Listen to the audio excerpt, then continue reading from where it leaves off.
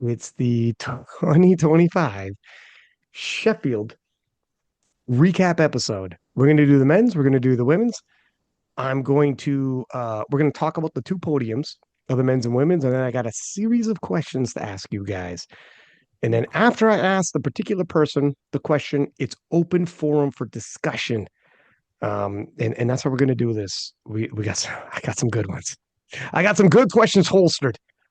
So we're going to start this off. Eric, you sent out the invite.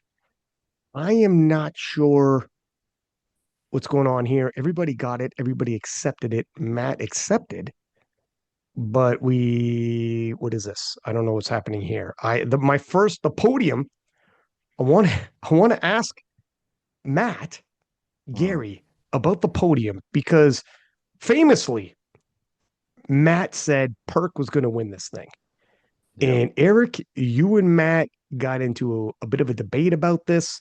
You were obviously very heavily favoring Chel. You couldn't see the pathways that Perk wins this.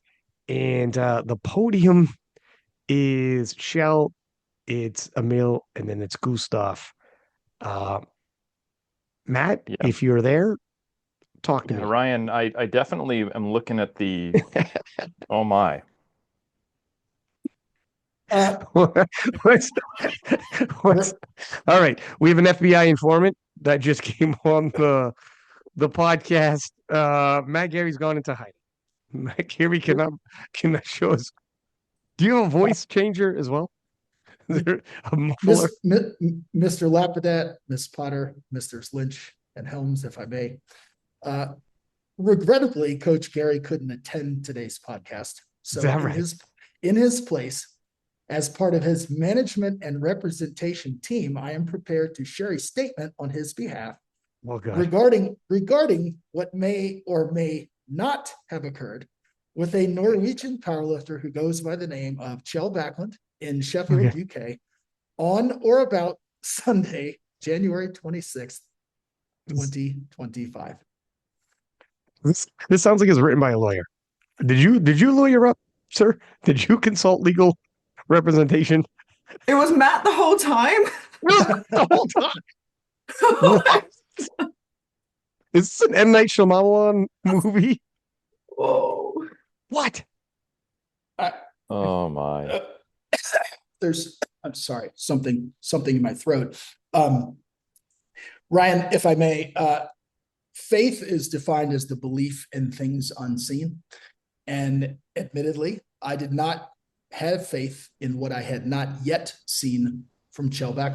I think, as awesome as he is, I didn't think a guy at this stage of his career with this amount of mileage on the tires, wife, two kids, full-time job, could drop that much body weight and maintain that much of his absolute strength. I figured he'd take more of a hit, especially in the final days leading up to the competition. On the preview show, Eric repeatedly stated that this wasn't a question of directionality. He said it was one of magnitude, and Eric knew that Chel's performance would dip. However, he accurately predicted that even with the drop, he'd still have plenty left in the tank to beat everyone, and he did, to the tune of 6.21%. His next closest competitor was Emil was a full 4.38% below him. So that's just how much better Chel was, not only over the 66 kilo world record, but also the other world champions and world record holders. So I'm here to admit I was 100% wrong. I take full accountability and responsibility for those statements. Chel and Eric were both right. And frankly, I'm not going to lie, man, I am delighted to see it. If there's anyone who should accomplish this feat, it's Chel. And honestly, it should be him. He's an absolute legend. I think we can all agree on that. He's one of the greatest ambassadors that this sport has seen, and it couldn't happen to a nicer guy. And as I said before, if he continues on this trend and continue to do what I think he's setting out to do, which is win more world titles, check the box at World Games, perhaps even another Sheffield, he'll go down in history, or at least in my lifetime, as probably the undisputed GOAT, because he's done it on both sides of the aisle, classic and equipped. And here's a fun fact before I turn it back to the rest of the panel. Every single simulation that I ran through, I had him circa a 750 to 760 kilo total. And I had him going for something about a 250 squat, which clearly he did more than that. I thought his bench would really take a hit. I thought it dropped to about 185. It didn't. And I thought he was going to be somewhere around a 315 to 325 deadlift, which that was a little bit more accurate. After 8 lifts, Ryan, Chel had a 760.5 kilo total because he'd missed his second at 317 on a 0.5 on a technicality. And so anyway, when he walked out for his final deadlift and he'd already won, and it wasn't even remotely close, I'm thinking to myself, I don't want this guy to miss it. I don't wish that upon anybody, but boy, oh boy, if he misses this, okay, we're both going to be right. And what a wonderful world that would be, right? I could be right and he could be right. But anyway, Chel went out, he fixed the technicality. He, of what his misstep on his second, and the rest is history. And so I don't think really people truly understand what a monumental achievement this is. I looked at every single IPF weight class, all of them, and compared the person with the biggest total, their next closest competitor. And he is a full, like I said before, 6.21% above the next closest competitor in the 66 kilo class. There's only 2 people in the world who have outperformed this metric. One is Rondell Hunt, but frankly, that was done at a USAPL meet. We know that he can do it to standard, yada, yada, yada, but we're going to throw that one out. The other is Agata, who's 7.35% above. So he is truly in rarefied air. I was wrong, and I genuinely hope that he continues this trend. It's Ryan, if I may, that was amazing to see that anonymous person crash our podcast to then reveal himself. Gat Mary, which great rap name, by the way. To then reveal himself to be actually Coach Matt Gary caught all of us by surprise. And I will say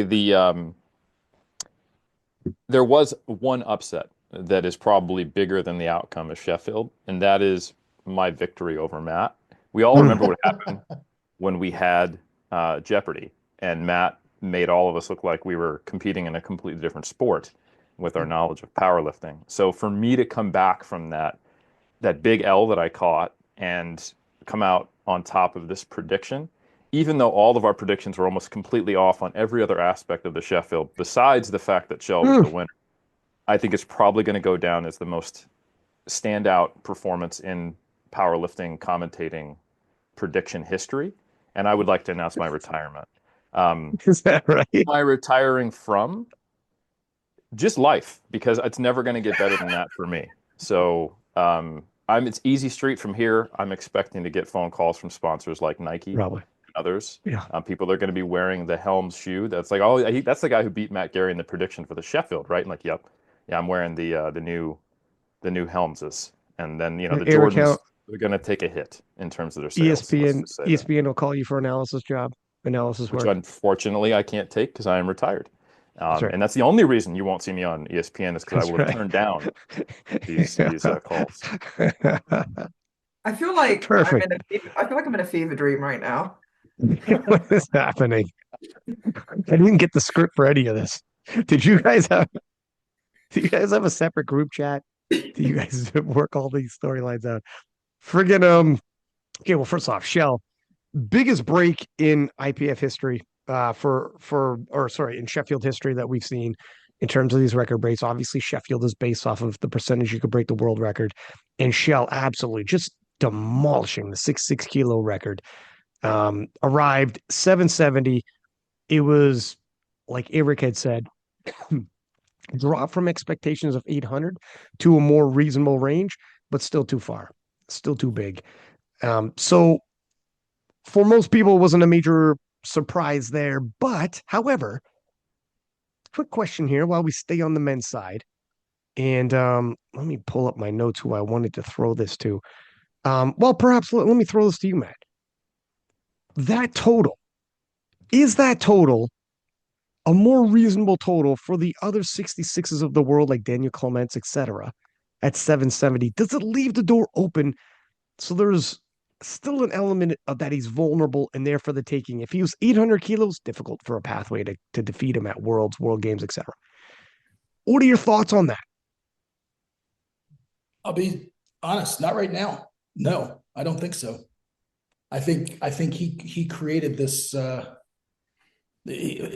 There's a tremendous gap between him and the rest of the 66s. So they clearly have their work cut out for them, and we'll see what they can bring to Germany, because that'll be, I think Chel's going to do Euros.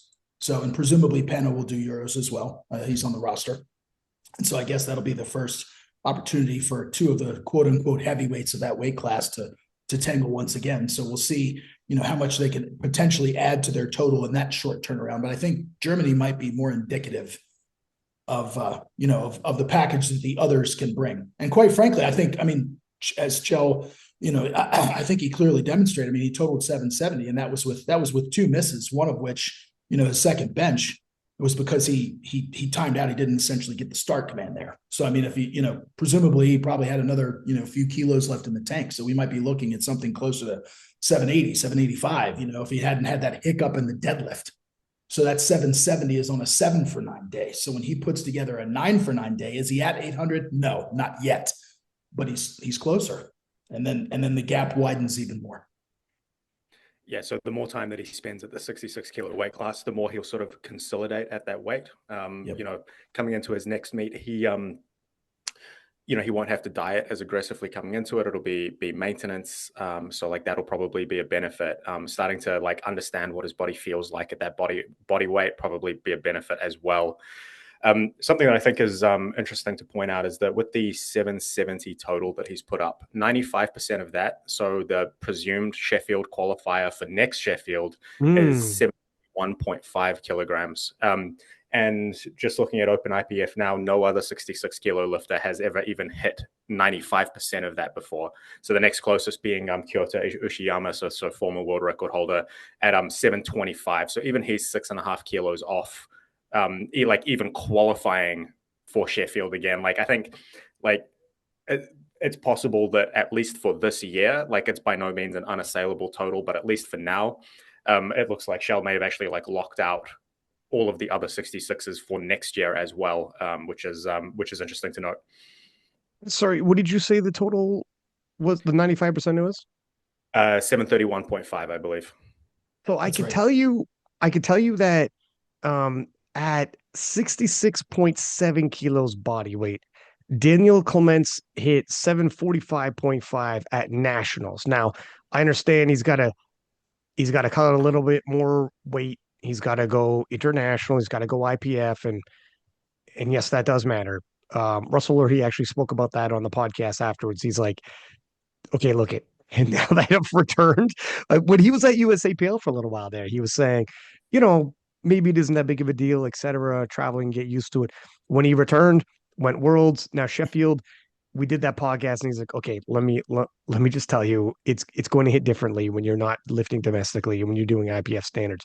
I'm not saying Daniel Clements can't, but he has done 745.5 at USAPL Nats back in 2023. So there's a possibility, but of course, that's just to qualify for Sheffield. If he makes it through nationals, if he makes it to Worlds, if he gets 95%, and there's a lot of ifs in there, and I'm not looking past any of the Americas or anyone else in the world, but it's still a far cry from 770, isn't it?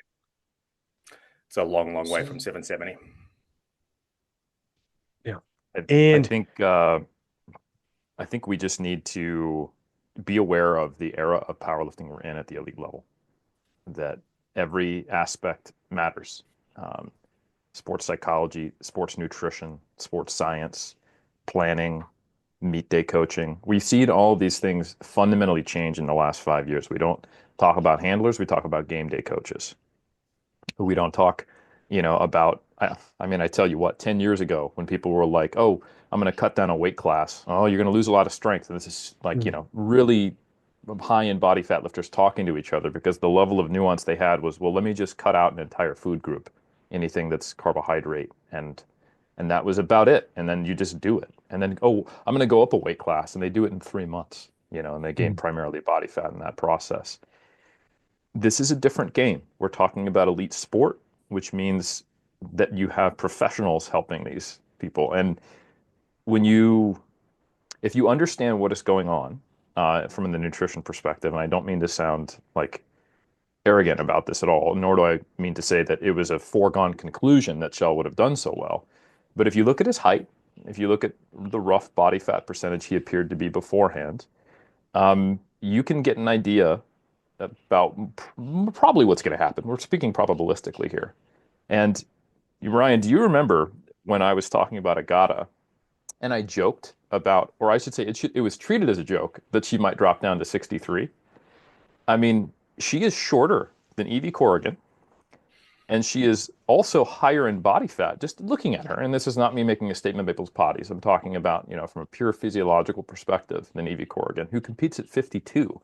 I was not at all surprised when she announced that she was actually considering the 63 class. And I think we just need to really start thinking about, I mean, there are individual differences. Don't get me wrong. Not everyone necessarily can walk around lean. We all knew that person in high school in the locker room are like, what? You don't, you just play video games and then you eat hot dogs and okay, cool. You're an elite athlete at the age of 15. Great. I'm still trying to look like that guy I met in the locker room now, in my 40s, and I haven't achieved it. So like, there's definitely individual differences, but we just need to be aware that powerlifting at the local meet or powerlifting of 2014 and powerlifting at the level of the World Games, Sheffield World Championships in 2025 are very different animals. And we're going to see some pretty crazy stuff. And I've heard some lifters even go like, oh yeah, dropping a weight class, that might be a cheap path to victory. It's like, okay, you try it, because it's been a while since people have been able to be successful at these types of things. And it has to be done very carefully. And Chel is probably what we're going to see here is that 770 is kind of the bottom, and he might go up a little bit and start to plateau. The only potential threat to that is if Chel finds that maintaining around this body weight is a real big strain on his social life, and it may or may not be worth it. But this is the year to try, right? World Games, World Championships, Sheffield Nationals. He's got clear goals from a behavioral motivation perspective. He doesn't have to think this is life from now on. He thinks this is 2025, and if I can ride this horse, even only fall off a little bit, like I mentioned, he had a bad day, if you really think about it. He went 7 for 9 in the Sheffield. That's not what you want if you want to get on the podium. He's, you know, he dropped off of his best gym total. He dropped a good 55 kilos, and off of his best competition total, he dropped a good 45 kilos. And it was, which is around what I expected. I have him pegged at 780 top end, 760 low end, and he was at 770. So this is not going to be by any means a guarantee that Chel is able to maintain this. And, I often see that people who are really, really lean and trained, they sometimes get hurt more often. And I really hope that doesn't happen.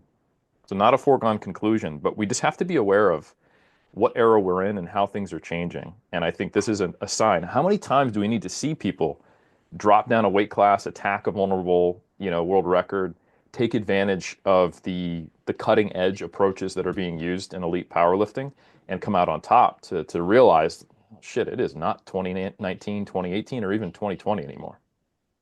Yeah. And your point of if ever you're going to drop down and try to sustain this, 2025 is the year. Sheffield, perfect timing, collect the bag. Everybody's watching. Absolutely monstrously huge event within our community. Make a statement. Worlds and World Games. And to Matt's point earlier, by the time August wraps up and we just get to the fall, if he just sustains this for the fall, those 3 events in that short period could make him have the best resume we've ever seen in the classic side. That's quite the run. That's your motivation. You don't got to stay here forever. Stay here for a good time, not a long time. Let me ask you about Matt before we throw it to Amelia and talk about the women's podium. Were you surprised about the podium here? 293s. Gustaf, look, we throw a lot of credit for Agata's back-to-back Sheffield wins. Put a pin in that. We're going to talk about Agata in a second. But Gustaf needs a lot of credit himself. He won last year, Sheffield, came back and podied him. We talk about the format of Sheffield is to try not to have dynasties. You want dynasties, you can go to Worlds and start stringing together an Amanda Lawrence style dynasty. But Sheffield was designed not to have dynasties because, good for us, it's not supposed to be the exact same as Worlds. 6 months later, I don't need a full, I could have a couple rematches in battles, sure, but you want something a little different. That's why they made this format. Works perfect for that. My goodness. This Sheffield, again, we'll talk about Agata in a minute, but a repeat champion and last year's men's champion hits the podium and damn near came in second place. So, I mean, that's a lot of progress in a year for two of these individuals in the same weight class. They didn't do the old drop a weight class and attack a different one. No, Agata was a 69 at Sheffield last year. Gustaf was a 93 at Sheffield last year. This is it. Tell me, Matt, are you a little surprised by the podium and how that shook up? I am. I don't think a whole lot of people had Emil Krastev and Gustaf Hedlund 2 and 3 on their bingo cards. I mean, that's just the reality of it. And that's not a shade to them or a disrespect. I mean, Gustaf had a phenomenal meet. He's the only lifter in the entire competition that went 9 for 9, and he hit 4 PBs, every single discipline. He knocked it completely out of the park. And I know that he's a little bit disgruntled with the way that the last deadlift went. And I think, when you had those two gentlemen on the wrap-up podcast at the end there, with the podium with Chel and Gustaf and Emil, Emil alluded to the fact where he said, in Lithuania, I was stronger than Gustaf, but Gustaf was the better powerlifter. And today it was the exact opposite. Emil emerged, and that's why he took second place, because he was the better powerlifter when he needed to be, right? Coming through in the clutch and making that final deadlift and so forth. But he felt like Gustaf was stronger. But yes, to answer your question, I'm a little, given the rest of the field, with lifters of the likes of Perkins and potentially the 83s. I think Eric had some of the an 83 higher. I think he had at a higher, and potentially there was talk of Ashton. If it hadn't been for his injury, I certainly had him ranked higher, and so on and so forth. It's a bit of a surprise, but both of them came out and had outstanding performances. So cheers to them both. And obviously, America's got some killer 93s, but if they thought the Europeans and Emil and Gustaf were sitting on their hands, guess again. They look like by the time Worlds rolls around, we were talking about 10 times body weight by someone like Keiko. Both of these individuals are right there now. The progress they made from Worlds to Sheffield, they just continue. They don't have to make a big jump, and they're at 10 times body weight. So yeah, you better hit 10 times body weight if you want to mess with Emil and Gustaf. Before we kick it to, sorry, go ahead, Amelia. I was just going to say, I think in terms of the men's podium, the kind of obvious thing that jumps out to me as being a surprise. Again, not even that Emil and Gustaf made it onto the podium, because, like we said, it was such a strong roster of athletes this year, but more so the surprise that, Austin fell off the podium. And that was someone that I know on the podcast, there was the big fight, who's going to win, Chel or Austin, but none of us at any point thought that he wouldn't be on that podium. Okay, so I have a couple of questions here. Let's put a pin in that Austin. You made a great point there, and I have a follow-up question about the Austin one.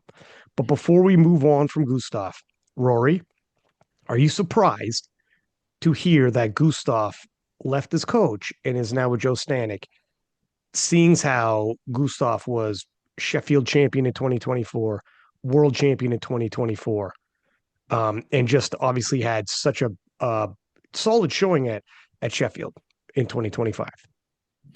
Yeah, I am a little bit. So like the last year for Gustaf has been objectively like a fantastic year, right? So like Sheffield champion last year, world champion last year. I think we agreed that that collectively agreed that he was like powerlifter of the year for 2024. Sheffield this year, he came in and hit a 20 kilogram PB total, which is huge. PB every lift, huge. Only lifted to go 9 for 9 at Sheffield this year. It was felt like the conditions were maybe a little tougher this year, and people were like maybe a little bit more aggressive this year than they'd been in previous years. And like Gustaf and his coach at the time sort of like played to the conditions really, really well, and sort of like got, in my opinion, like pretty close to the absolute maximum out of Gustaf. Like I don't know if there was going to be a lot more there on any individual lift, and so that added up to a fantastic total. So like and then Gustaf again finishing on the podium for a second year in a row is huge. Like this is a format that punishes you on subsequent years for good performance in previous years. And like we'll get to the woman in a little bit, but like that's part of what makes Agata so special in this regard. And like, so like if we were going to see, for example, Chel on the podium, especially the top of the podium again next year, he probably needs to do like 8-10 or something to be on the top of the podium next year, which would be ridiculous. And so for Gustaf to do that a second year in a row, like I don't think that we can look past how impressive that is. Mm-hmm. And it was head to head with another 93. Like some of these people are coming in and they get to like sort of run their own race. They get their own. I guess the analogy with like a marathon or something was like they get a like their own pacing. Whereas like Gustaf didn't get to do that. He had to go like head to head and make competitive decisions around that as well. Having said all of that, there's a lot more that goes into a coaching relationship than outcomes. And the strength of the relationship comes down to trust. It comes down to how aligned you are in terms of process and in terms of how aligned you are in terms of goals. And if those things start to erode, then the coaching relationship becomes worth less and less. And so even though Gustaf is sort of objectively doing really well and objectively progressing really, really quickly, and like I would forecast that he is going to hit that sort of 10 times body weight total. If not this year, it can't be too far away at sort of like current rates.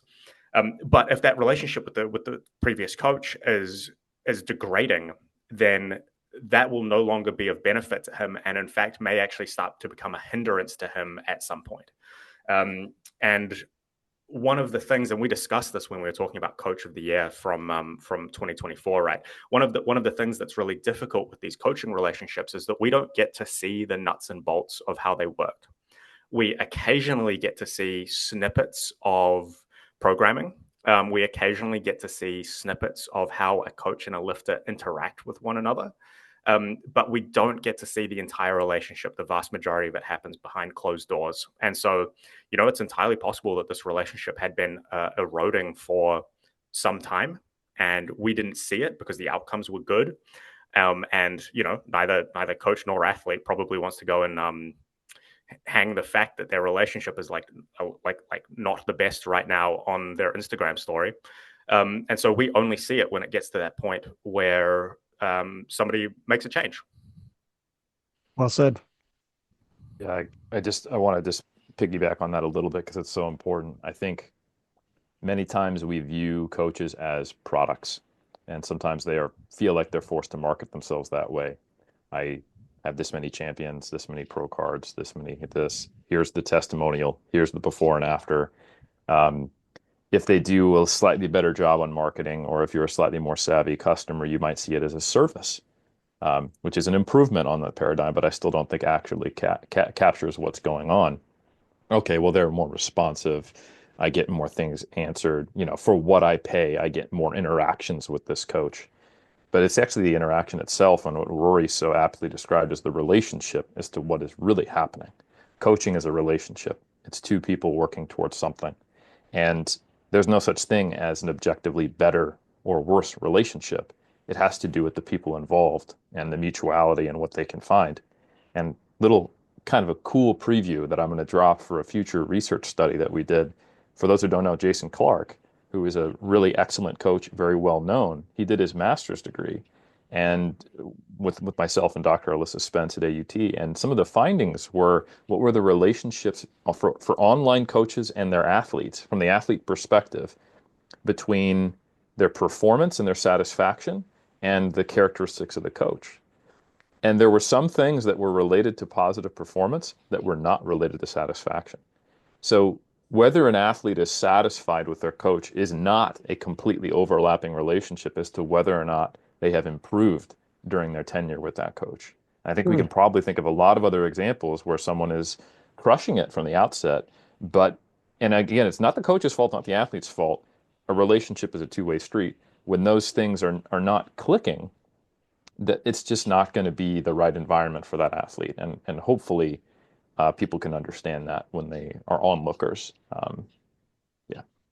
I think your description there, Eric, is really good, right? Like that relationship needs to click. And it doesn't matter how good a coach is with other athletes or how good they might be on paper.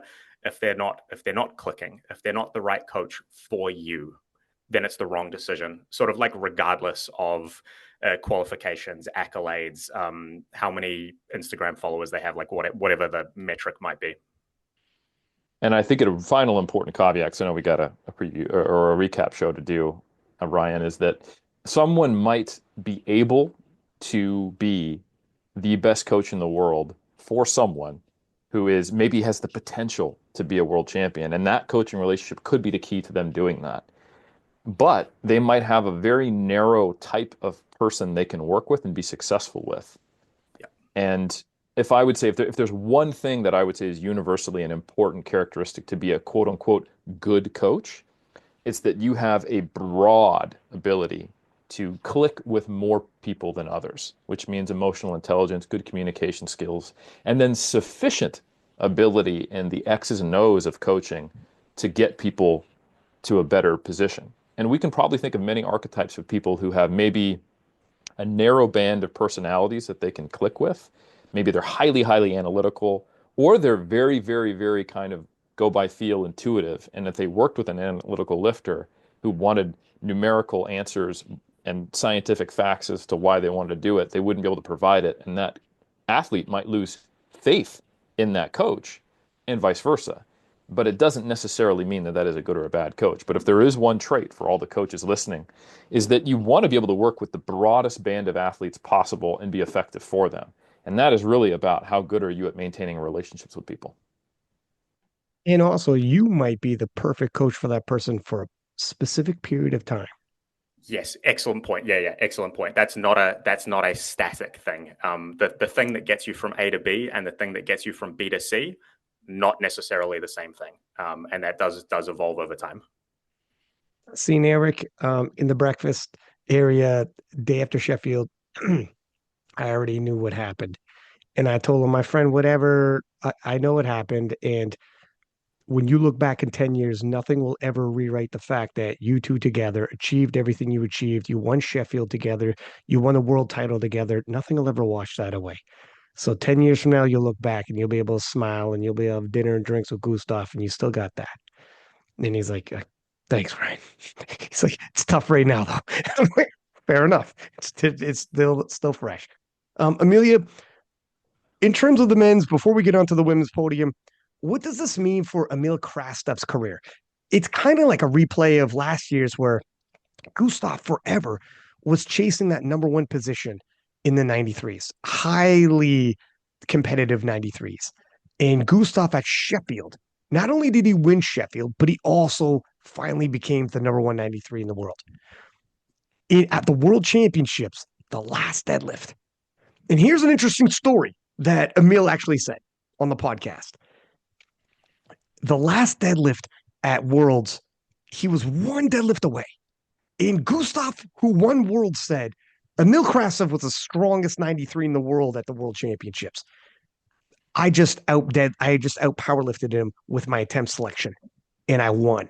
And sometimes you get off like that. That last deadlift got out of Emil's hands, and my God, oh my God, it's literally the world championship slipped out of his hands at Sheffield.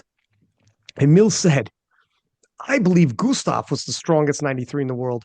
I just had the breaks just happened to go my way." And Emil said that last deadlift at Sheffield that got him into second place in number 193 in the world. That last deadlift started shaking and getting a little sticking point where it was pausing around just over the knees. And he thought he heard the ref say down, as though maybe the ref had seen some down up. And Emil, due to what happened at Lithuania, when he was unable to lock out that deadlift for the world title and becoming the number 193 in the world, Emil said to himself, I am not putting this fucking bar down until I lock this out. And he locked it out regardless, with damn near 3,000 people screaming. He's like, with all due respect, this one's for me. Whether or not you white like this and I get it, or whether or not you red like this and I don't, I'm locking this one out for me. This is the moral victory I need. Thank you very much. And he locked it out, and he got a second down command. Now the jury deliberates and gives Emil Krastev that deadlift. And I say all that to say what happened in Lithuania directly impacted how we responded in that moment. Sometimes you take an L to win later, and it all makes sense in the bigger picture of your story. And that was a pretty cool story he revealed when we did the live studio session of those King of Lifts in the men's podcasts, in the men's podium. Sorry. What does this mean for Emil Krastev to finally be the number 193 and number 2 at Sheffield? I think it's first of all, I'm so happy for Emil, especially, anyone that was there, I was watching when he put that final deadlift down, you could see that he didn't think he got it. He fell to the ground pretty disappointed and then saw the white lights and you saw that kind of joy light up in his face. And it was a really, really touching moment. I think people, I won't say have overlooked Emil, but, with Kaiko and with Gustaf, I think people have been kind of talking about the back and forth between them. And I think Emil has always been there. He's been very, very consistent. He's been very, very strong, both on the world circuit and the European circuit. And I think in many ways, like other athletes have done at Sheffield before, at Worlds before, they've kind of he's made a stamp to say, I'm one of the big dogs, that are here. I'm not going anywhere. I'm going to continue to break the world record. And whoever America sends next year at Worlds or this year at Worlds, I'll still be on top. And I think that's the kind of message that he was looking to send. I know that that last deadlift had some bittersweet moments for him. I think, he shared on Instagram feeling disappointed that some people were unhappy with it. But, it's important to note that it's sport. He did everything that he could to complete the lift. The referees and the jury were happy with it, which means he completed the sport in the successful way that it needed to be completed. So I think it's going to be a huge boost of confidence for Emil prepping and heading into not just Worlds, but World Games. And I think it's going to be another face-off that everyone is looking forward to. And I think more and more weight classes in the men's and the women's are becoming head-to-head battles, which everyone looks forward to, not just really barely any runaways in any weight class that I can think of. Gustaf said, oh, sorry, go ahead, Eric. Sure. I think it's almost impossible to talk about the Gustaf versus Emil battle without talking about the reffing, especially the deadlift reffing. And I think there's a lot of people who probably have a lot to say about it based upon internet comments. I will also say that I don't think Emil was alone. There were 4 or 5 or 6 deadlifts maybe that people have shared. I've seen relatively frequently disagreements with what the final ref call was, either pro or against the lift being made. Now, I actually have a question for the other people here because some of you were physically there, some of you are refs, some of you are involved with kind of the inner workings and the messaging that kind of just you learn like what's going on and how is the sport changing. There's no longer a rule where you can challenge a lift. You can't challenge the jury anymore. And it has always been a rule, but perhaps it went away from this, that if there's an ambiguous call, kind of the tie goes to the runner in a proverbial sense. You're supposed to give the if there's any reasonable doubt, you give it to the lifter. In prior years, and especially at Worlds and at Sheffield, it seemed like we had gotten away from that as a sport. We had a very, very active jury. You had literal lifters and coaches coming on podcasts and talking out loud about, hey, if it's 2 white lights, it might as well be reds, or I'm not confident. And everyone looks over at the jury. At this Sheffield, correct me if I'm wrong, we only saw a single overturn, and it was actually in favor of the lifter. I believe it was a squat. And we didn't see anything where the jury countermanded the decision of the refs.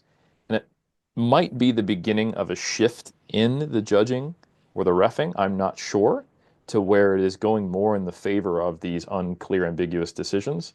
But I know there were a lot of people who felt that there was inconsistent judging on some of the deadlift lockouts. And because it's the Sheffield, it had some really measurable impacts on how the outcomes actually came about. And I would be curious to get everyone else's thoughts on that. I can probably try to speak to that because I am a referee at that level as well, though I wasn't refereeing this event. So there's been a couple of, so the rule hasn't changed, but there's been a couple of technological changes that have sort of led to behavioral changes from the jury. And so, sorry, there is actually one rule that's changed. You're right. You can no longer challenge a good lift in an attempt to turn it into a bad lift. You can still challenge a bad lift in an attempt to turn it into a good lift. And so one of the technological changes is now that the jury gets a replay of every single lift. And so that means that sort of by default, they review every lift that has a split decision. And I think that you're right. And I think that the behavior of the jury here was better reflective of what the rules are supposed to encourage, which is that the jury can intervene, but only in the event that the referees have made like an egregious mistake, or if there's something that certain referees are not able to see because of their position. So for example, a lifter's head lifting up on bench is something that the side referees simply may not be able to see because the rack is physically in the way, and the jury can see that because of the video. And so I think it's actually a little bit of a shame that the score sheet doesn't reflect jury overturns and deadlift attempt selection changes and opener changes. I would really like to be able to review those things without having to sort of like go play by play through the 5-hour live stream. I think you're right, though. It was one or potentially two jury overturns, and I didn't think that either of them were like particularly rough. So now on the deadlift specifically, there were a couple of different video angles. And for a few of the lifts, they actually looked radically different depending which video angle you saw. So I won't name the lifter because I don't want to add specific fuel to that fire. But there was one lifter who failed a deadlift, and I saw it originally from the side that believe the center referee and the right hand referee both gave it reds. And it remained a failed lift. It was not overturned by the jury. And I originally saw it from the right-hand side, which was the side that gave it the red light. And I was like, oh yeah, clearly a bad lift. Like that was appalling. I can't believe that even got one white light. I then saw it about 10 minutes later from a video from the opposite side, and it looked great from that angle. And so the asymmetry of individual lifters, the asymmetry of deadlifting, particularly mixed grip, where you can have your overhand side tends to be like more forward than your underhand side, can make a really big difference to what the referees see. And then the jury all sit on the same side of the platform, and they all see the same video angle. And that potentially is a problem. Like potentially the jury should have a video angle from both sides, or maybe from all three directions, one video from each referee position even. Because what we see then is that the jury and one referee, so more than half of the total referees, that's 4 of the referees, end up seeing one angle of a lift. And lifters are not perfectly symmetrical. In fact, human bodies are not perfectly symmetrical to begin with. So expecting every lift to be perfectly symmetrical is just like nonsense. And that can make a really big difference well, in this case, it can make a really big difference to people's like bank accounts and like where they place and how much like glory they get from an event like this. But at other meets, it can make the difference between qualifying and not qualifying. It can make the difference between 4th and 3rd or 4th and 2nd. And that makes a big difference to people's lives. No, well said. It is a lot easier than people think when it comes to like, especially live in the moment. And there's angles definitely make a huge difference. I got people saying you should have went a little more critical on some of the ref calls on the live stream. And I was, to people in DMs saying this to me, I'm like, I don't know I'm not in the same angle as that ref though. I have the live stream angle. So when I say in the live stream, looking at it from this angle, it looked like this. That's usually as far as I'll go unless I think something's egregious. But angles change everything. And I am from the commentary booth. I am not on the platform from that angle or the jury. I'm not sure what they're seeing. I've seen that too. And I don't want to put my foot into my mouth and say, oh, what are they doing? When you have these referees they know exactly what they're doing. And they are a completely different angle than I'm watching it. We have 2 different views. So I'm not going to throw someone under the bus or start attacking. Some people like, you should have went harder on them. It's like, I'll go harder on them when I see what they saw. I'll go harder on them if I'm right beside them in that chair and I see the angle they see. then I'll tell you. But until then, just like Rory said, the jury often should side with the lifter if you're in doubt. I'm going to do the same. Just side with if that's the call, and I don't have the same angle as you. And we do the replay, and it's not the same angle in the replay. I'm going to side with, okay, you must have saw something differently from the angle you saw it on, because I do have confidence. Usually these guys and girls are good. Yeah, so if you're at home and you think that we're overplaying this, you can do an experiment. Go into the gym, record yourself doing a squat, and record it from one camera at a very low angle looking up at you, one camera at a high angle looking down at you, one camera from the front looking towards your front, one angle from behind you at hip height. And if you can get 4 videos of the same squat and then watch those 4 videos back side to side, you're going to see a squat that looks very different. You're looking at the same squat from 4 different angles, and you're going to see 4 very different looking squats. You might get kicked out the gym, but it's a good experiment. Yeah, I mean, even if you, sorry, go ahead, Eric. We're also running a literal experiment on this at AUT, where we have objective depth in a 3D motion capture system, where we have put the anatomical markers where the rule books specify, and we have a bunch of different lifters of body sizes, male and female, squat to depth, and then we have 2D cameras set up in the typical positions where the referees sit. And let me just say that we thought it wasn't going to be good. It's worse.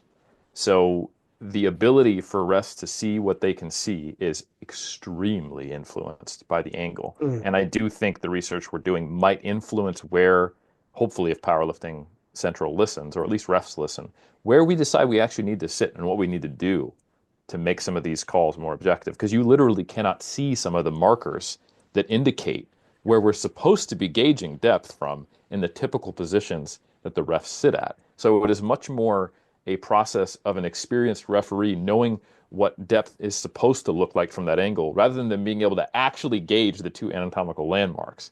So let's just say the sport is developing. Yeah. Please come back and talk about that when you're done. I would love to hear more. Sorry, go ahead, Ray. I would love you got to come back. This also happens fast. The jury gets a replay. The referees don't. And there's 5 spotters and loaders on the platform. There's a rack in the way. You cannot sit you cannot move around easily to get to the perfect angle. The perfect angle probably doesn't exist in many cases. And you see it one time. They're at depth. They're at depth for an 1/8 of a second, maybe a 1/4 of a second if they're a slow squatter. And you have to use that moment to go and sort of play it back and go, look, was that the depth that I needed it to be? It's not an easy thing to do. I just want to add one thing, because I don't think we want to turn, this is a recap show, not a referendum on, on refereeing. But I will say this to Eric's point earlier, and I wholeheartedly agree with everything that's been stated by every single person on this panel. If the athletes are now treating this like a professional sport, and they have sports psychologists like Amelia, and they've got expert nutritionists like Dr. Eric Helms, Kendrick Kwan, et cetera. They've got game day coaches, they've got programming coaches, they've got rehab specialists, and all these things. It is absolutely incumbent upon the IPF to return the favor.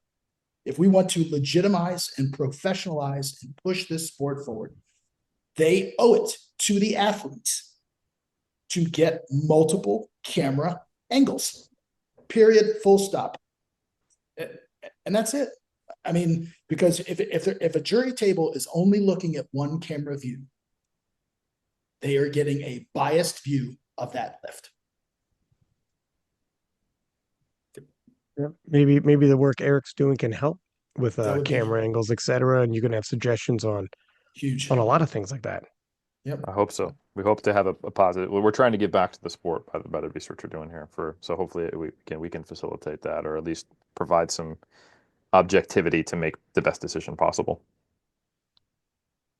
Okay, let's toss this to Amelia for the women's podium. Amelia, a lot of us thought Agata was going to win this, but the rest of the podium, tell me if there were surprises for the rest of the podium, and also about Agata's performance for a minute there, if you believe it. And then after that, everyone else can jump in like we just did. If you believe for a minute there, She was neck and neck with Amanda Lawrence despite being two weight classes down. And that final deadlift separated them. How freaking crazy was it? I'm in commentary, and for a second there, two weight classes apart, we already had Amanda Lawrence versus Agata Shitko. Despite that, absolutely insane performance by Agata. But also tell me about the rest of the podium. What are your thoughts here? Well, yeah, just a quick moment on Agata.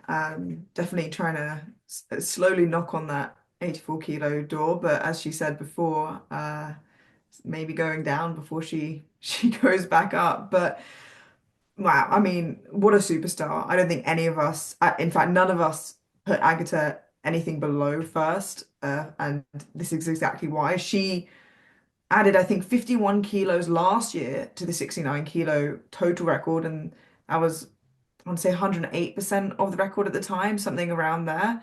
And she ended this year's Sheffield winning with 104.6%.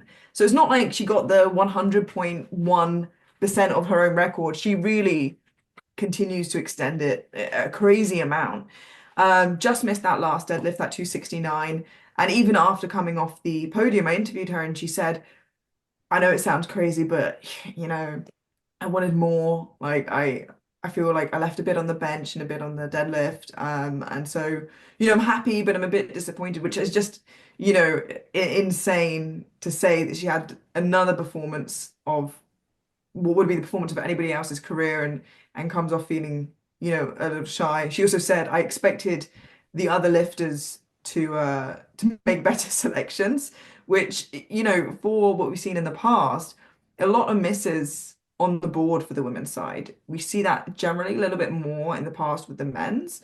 But actually a big surprise with only 4 of the 12 women making their final squat.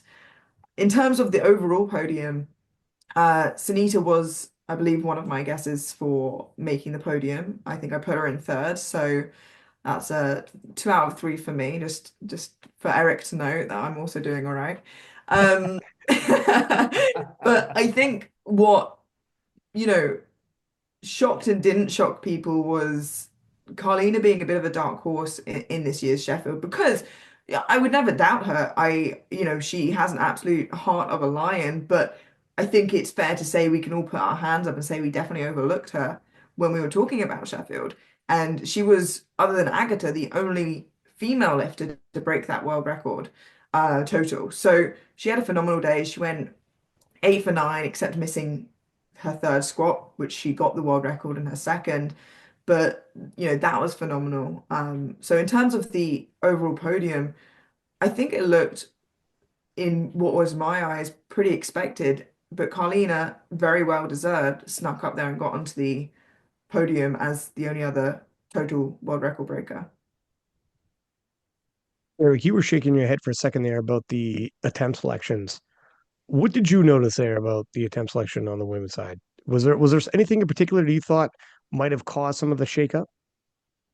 Uh, I mean, yeah, I think there was just a general trend of being too aggressive, um, and not really spacing things out in a way that set people up. Um, I'm not going to call anything out specifically, but I think that was a widespread enough issue. Um, and I think correct me if I'm wrong, but I think all of us, I'll just speak for myself. I had basically it being Agata and then some order of 63s for kind of what I thought would be next, and potentially, an Eevee sneaking in there or a Sunita. Um, and the 63s as a whole really had a rough time battling. I would say Megan Scanlon did a good job for sure. And she, you know, made 6 lifts, right? So I think it's just I think it's an accurate view when you're looking at the field to be like, oh, there wasn't a single 9 for 9 performance, and then who we thought were going to be in the mix after Agata, they were all going 5 to 6 out of 9, and yeah, it was a close battle between the 63s, but probably not in any way that we would have liked to see, or of course the lifters themselves, would have wanted it to play out. I think Amelia and I were thinking edge case best top possibility. Amelia, I think we were talking like 580. We thought there was a possibility, and we didn't even get close to that. So, yeah, that. I mean, obviously, it was a tough thing to predict, and I don't think any of us predicted besides Amelia, very good job predicting the placings that well outside of Agata. So, The yeah. hair flip. Matt, what do you think? You're obviously game day expert.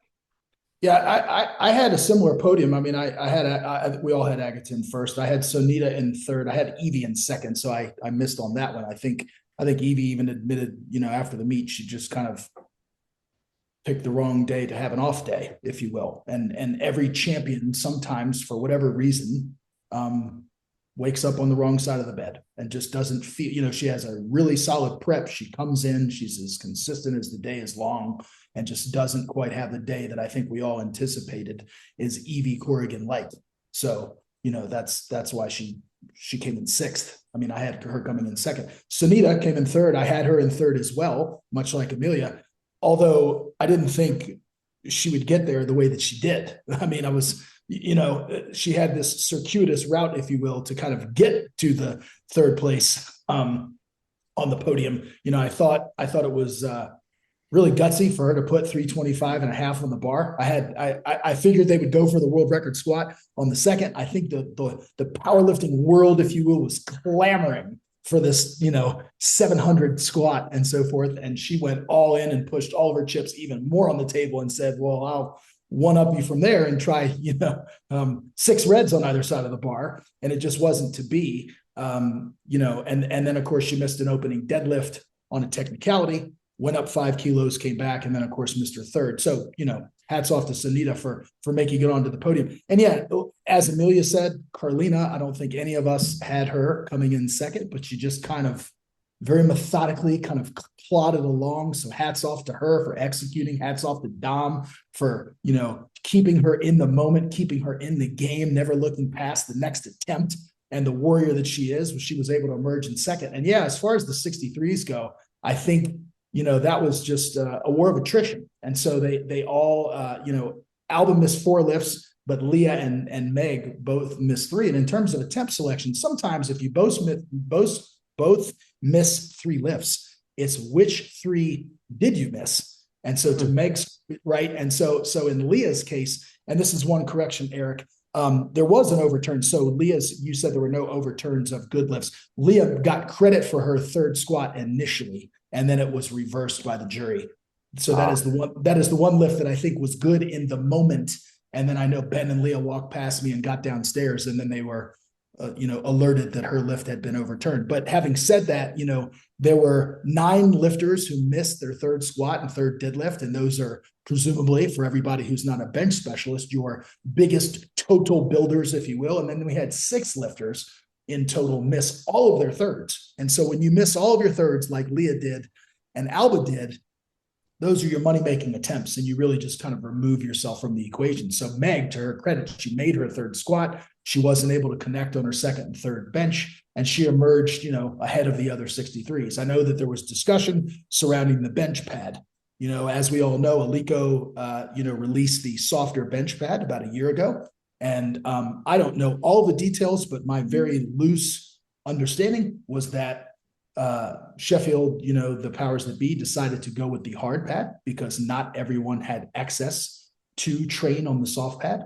And so apparently that makes a difference. A lot of the lifters report liking the soft pad. I think, Gustaf had mentioned something about he doesn't care when it's a 1RM, he only cares when it's volume work. But I think for those of us, a lesson learned, if you don't have a verbal confirmation from the meet director as to which pad it is going to be, you need to train on the one that is worse for you more often than not, so that it is or ask. Or correct, or ask, so that when you get to yeah, go ahead, Ryan. Sorry to cut you off. I'm pretty sure I heard Pete say, you ask, I'll tell you. You just gotta ask. And I think some people didn't. Just ask. Just ask. It won't be a secret, I promise. So, but anyways, you gotta prep, you gotta be ready. Don't make assumptions. Sorry, Matt, I didn't want to cut you off there. Yeah, but no, you didn't. I think so. That's kind of the story as far as how I saw kind of the podium unfold. So Shocking that one stat you just said about 9 of the 12. Nine of Nine of the what? 12 Well, missed third that, squat and third deadlift. well, this is 9 of 24 to be clear. But yeah, but Okay, I thought you meant 12 just on the women's side. so on the women's side, it's looking like there was one, two, there were three, there were four lifters who missed their squat and deadlift, and then there were looking like three lifters who missed all of their thirds. Yeah. So It's quite a bit. Yeah. And that's where somebody like Carlina, who missed her third squat but broke the Right. world record squat on her second attempt. Yeah. That scrappy third deadlift, her knees were knocking and she refused to fold. And that was pivotal. When other people are missing and you hit, that's when you could surprise people and shoot your way up the ranks and end up on the podium and end up breaking the overall world record at, like Amelia said, one of the few. Look at this is live sports. This is gonna happen. Sometimes it gets tough. And those that dig deep, someone like Carlina, it's all inspiring and it could be your day. And you could surprise some people. It's the way she goes. How about I was gonna ask, let me as I pop into my notes here. Eevee Corgan, I don't know between Rory and Eric. Rory, you were there with Eevee. What is the storyline there? Because her prep was phenomenal. She was hitting PRs or matching PRs. Do you know what happened, or is it simply just? I mean, this happens, like Eric said. Sometimes it's not going to be your day. In other sports, you have 80 games a season. It works out in the wash. Our sport, you might compete twice, so you have a bad day, and it's tough. Yeah, look, I think Evie said it best on her Instagram story, right? Like it was it was a bad day to have a bad day. Prep was pretty good. Even a mediocre day would have moved her up the placings like a reasonable amount. Nothing specifically happened. She wasn't dealing with any like outstanding like aches or pains. The cut wasn't particularly tough. Like none of the things that you would normally look to and go, hey, look, that factor has had an outsized influence on the end result. Like none of that stuff happened. Look, some days are just bad days. I mean, Jason and Evie are going to be debriefing about that pretty heavily. But like on the day, it was just not Evie's day. As there wasn't a lot more to say about it. Yeah, and we say bad day. She still hit. Yeah, she did great. She's still by far the best 52 in the world. I know I don't got to tell you that, but bad day for Eevee would be the best right. day in the world for many other lifters. Yeah. Yes. Yeah, people would die for that day. Yeah, it's true. Yeah. Right. To be clear, before Eric jumps in, her bad day at 477.5 is still better than the next best total at 52 kilos, which, correct me if I'm wrong, is Megan Lee Smith. So her bad day is still the best, total in the world at 52. Which is very difficult for all their 52s looking at, okay, on a bad day, can I beat her? Doesn't look like it. Not yet. Yeah. So for Eevee, if you're an Eevee Corgan fan, and Eevee's lovely, the first Sheffield champion, now multiple time world champ, it is encouraging to be like, even if it hits the fan and things aren't firing the way it's supposed to fire, she's still probably going to win. That's how special she is. Eric, sorry, you're going to say something. Yeah, I would say the only thing is it's also not just the day, but it's also everything else that's going on leading up in the prep. And this is Eevee's information to share, and it's me talking around it is not anything crazy to say. It's not like this is this preamble is making it a much bigger deal than it probably actually is. But she is going through some life changes. I absolutely don't mean she's pregnant or anything like that, or that she's having some massive change. But there are logistical changes going on in Eevee's life that take time, energy, and thought. And it's not my, it's for her to put that out there to the degree she wants. But I would just say that when you've got a lot going on in your life that is relatively menial, not anything earth-shattering, controversial, or anything like that, there's only so much effort and attention you can give to training, even when you're doing everything you have in your capacity, and it does have some impact on recovery, and that does add up. It's hard to quantify, but I don't think it's particularly surprising that when sometimes a lifter's just got a lot going on in their life, at the same time, and they can't choose to how much they can invest in that, things that need to be done that it can't take away from a performance. And that is just the nature of a non-professional sport. No one's, well, not everyone can make a living off of powerlifting yet. I know Agata is managing to do so, living in a country where those dollars go, or those pounds go further and things like that. And she's also, winning everything. But yeah. Also, I want to say about Sunita as well. First off, Sunita, despite the fact that the total went slightly down, still the strongest woman alive. And freaking, my goodness, like if that third squat, okay, they went all in. And then the deadlifts, they went 1 for 3. If she hits on all cylinders, 735 is the biggest total we've ever had tested or untested. That's going to fall. She's not only going to be the strongest woman alive, and she is, by the way, she has the biggest total of 2024, regardless tested or untested, but she'll be the strongest woman in history, regardless, just like Jesus Olivares did. So as we're just wrapping up the women's podium, and I'm going to start firing off some questions, both the men's and women's side to you guys, and you guys can round table it if you like. But Sunita, she's got that 700-pound squat. Now she could save it for another day. I don't mind. It's Sheffield, you go all out. Sunita on a bad day hitting 728 is freaking ridiculous. Until Worlds, we never would have thought. Yeah. Bad day where she's missing. She's going 1 for 3 in deads. She missed her third squat and she hit 728. If you would have told me a year ago at the last Sheffield, that's what we'd be talking about today. It's crazy. That's 728. She's missing lifts all over the place. I mean, if Sunita has a super meet and goes 9 for 9, what the hell are we looking at here? It's going to be nuts. And 760. so, what's that? Sorry? 760. She's an incredible talent. And you know what? Sheffield, you go all out.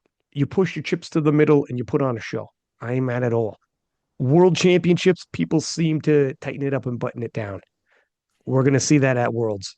So the 700-pound squat will fall, and I'm freaking really interested in seeing what she ends up doing. And Britney Schlater, no schlub herself, taking the deadlift world record. And she's close enough with 716.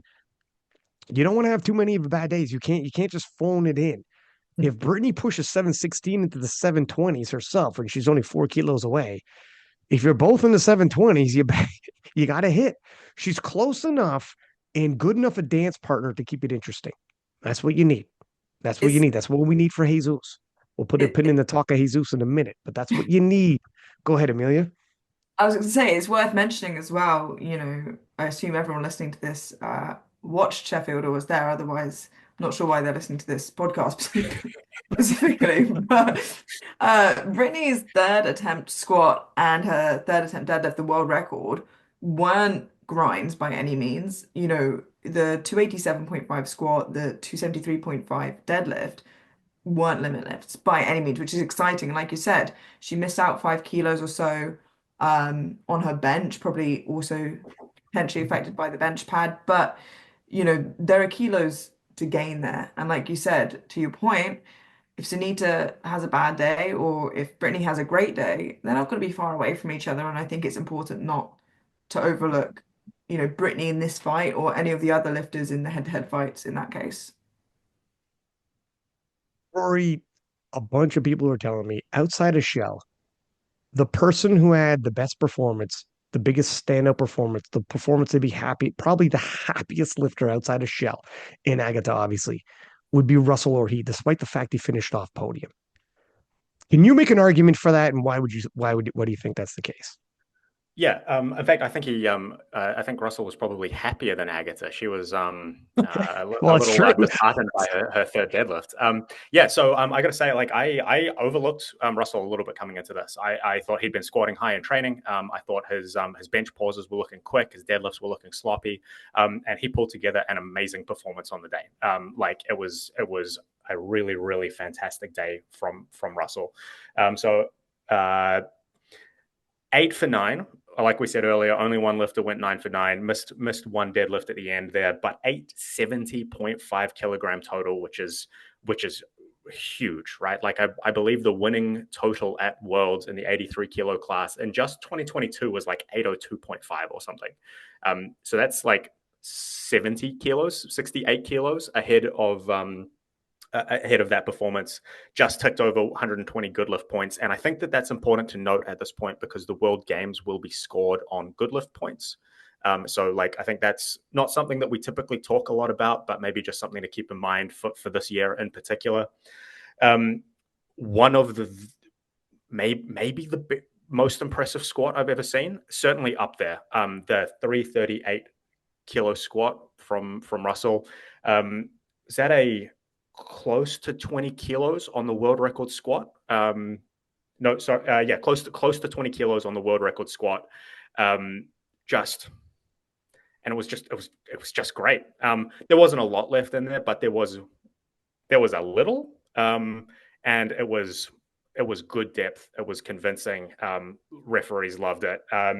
He's added so much to his bench press. So he benched 202.5 kilograms here. Previously, his best was 192.5, and even that was like 3 or 4 years ago. And since that, his best he's done is about 187 or something. So about sort of 12 to 15 kilos on his like recent best bench press, which was the lift that was definitely holding him back in terms of total, and just beating the other two 83s head to head, who were no slouches, right? Like Duran's reigning world champion, at a sort of like the young blood pushing up the world record total last year, and Russell just beat them head to head. He was stronger and he was the better powerlifter on the day. Russell actually, this is maybe a spicy take, but Russell may be the most gifted athlete on the men's side. I think, like in terms of overall potential, I think he's probably the most gifted athlete on the men's side. Let me throw this out there. Russell actually opened heavier on bench press than he finished at Worlds. Let that sink in how much in terms of bench progress. Another thing, to your point about good lift points, Russell from Sheffield, all the men at Sheffield, which are all the world champions, the best of the best, Russell came second in good lift points right behind Perk. Second. And World Games, to your point, is based off of good lift points. Russell's going to have a banner 2025 year. Russell's going to have a fun out. These are big events we're talking, and Russell's right up in the mix. In winning the battle of the 83s, Matt, tell me in your perspective, in your mind's eye, what that means for what it was like at Russell at Worlds to rally back and win in a straight head-to-head against Jones, and also the young upstart Ade in such a colossally huge event like Sheffield with the world watching.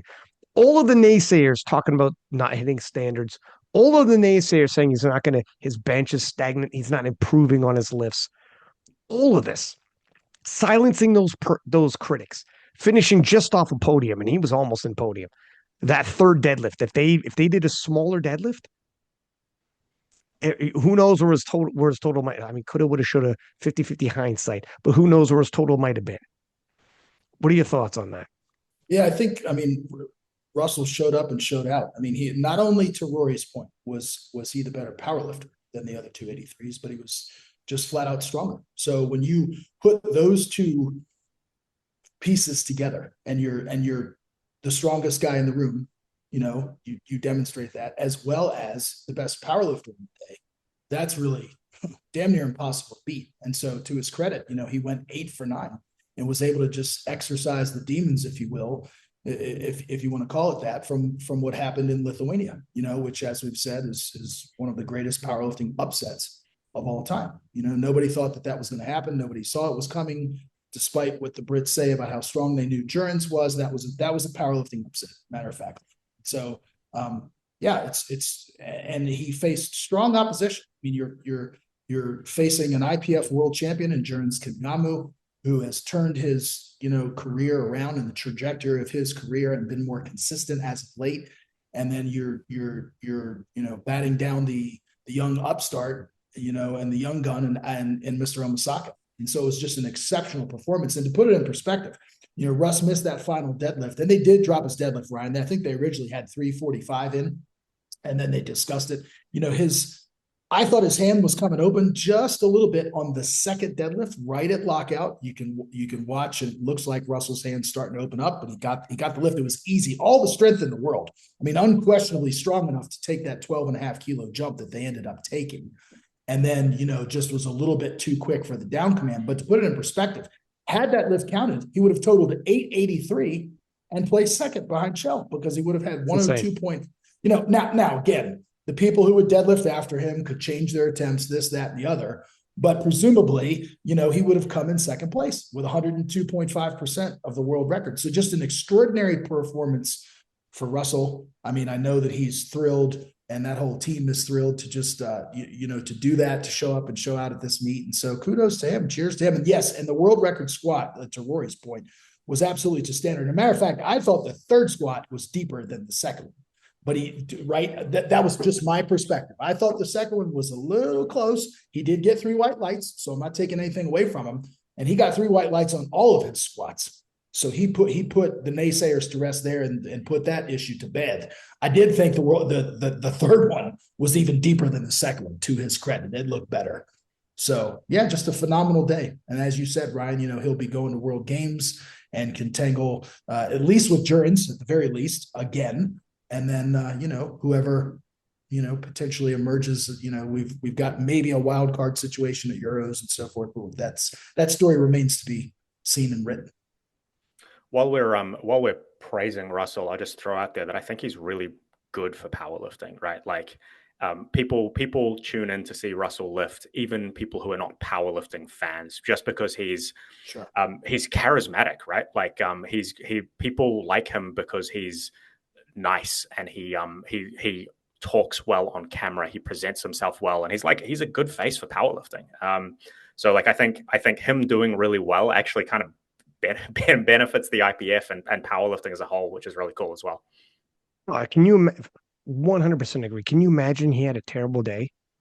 The fact that Russell did what he did at the biggest single day event in our sport, massive. And the comeback story that it is. And for sure, yes, he's amazing on a podcast. When we sat down and did a live podcast, he did not sleep a wink, and he murdered that podcast we did together. I mean, he is just a phenomenal speaker. He's got a body like a freaking superhero from Marvel. I mean, it is what it is, right? The guy is he's the full his resume is just absolutely fantastic. Let me throw this. I got a question for Eric, but first I want to throw it to Amelia before I do that. Amelia, what does this do for Russell Orhi's resume that I just touched up on? Obviously, previously, 2-time world champ, for the longest time, had the biggest total in the 83 kilo class, even though he was in the USAPL. When he returned to the IPF and he lost head-to-head at Jurgens at the IPF World Championships, there was some talk. Was he never as good as he was doing all these big totals in USAPL? What if he could never bring that over to the IPF level? You know what? You know how this goes. You take one loss and all of a sudden people want to rewrite history. People want to talk he never was that good. Maybe he wasn't always going to be winning all these titles that we thought he would have won if he had been able to show up. But him doing this in a head-to-head, international reffing, traveling internationally, facing off head-to-head against 283s that were from the same nation the event is being held. So they didn't have an international travel. They didn't have a time zone change. And one's the world champ, the other's the world record holder. Head-to-head, him doing this, how much does this help cleanse his legacy, his reputation, and the credit he gets in the powerlifting community? I think a lot. I do want to make a point though that in sport, and you see it a lot more in other sports, that people don't just I'll reference football, soccer to some of you guys, people don't just support their team, they actively don't like other teams, because that's a part of sport. We want our guys to beat your guys.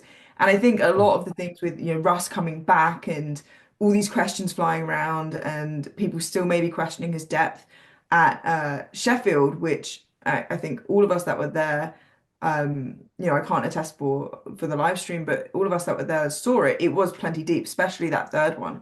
People like to have, not a villain necessarily, but in sport they like to have someone to support, and they like to have someone to boo sometimes. And I think just because Russ is a big character, because has been so successful and then did face some controversy with his death, with coming back to the IPF, people enjoy having something to like and something to dislike. I think by what he did at Sheffield, it made it a lot harder for those, naysayers to perhaps dispute that. He said a lot of the times that losing to Durans, again, like a repeat of before, was one of the best things that would have happened to him. The total reflects that.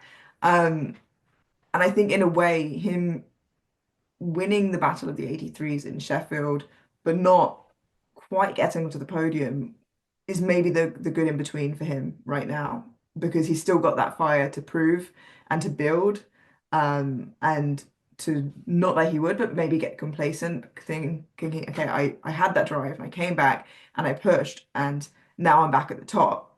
He's got that taste for, okay, I've done all this hard work like I did before. I've added to my total, but I've still got space to go. I've still got places to go because I was just off that podium, very much so just off of it. But I think it's like you said, he's great for the sport.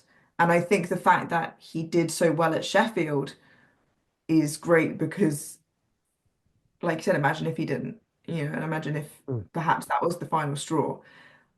Him continuing to push the rest of the 83s, the rest of the power lifters, and this goes for a lot of the lifters and the male lifters at Sheffield, I think is going to do a tremendous amount to continue to push the standard of the sport, but also the growth of it outside performance.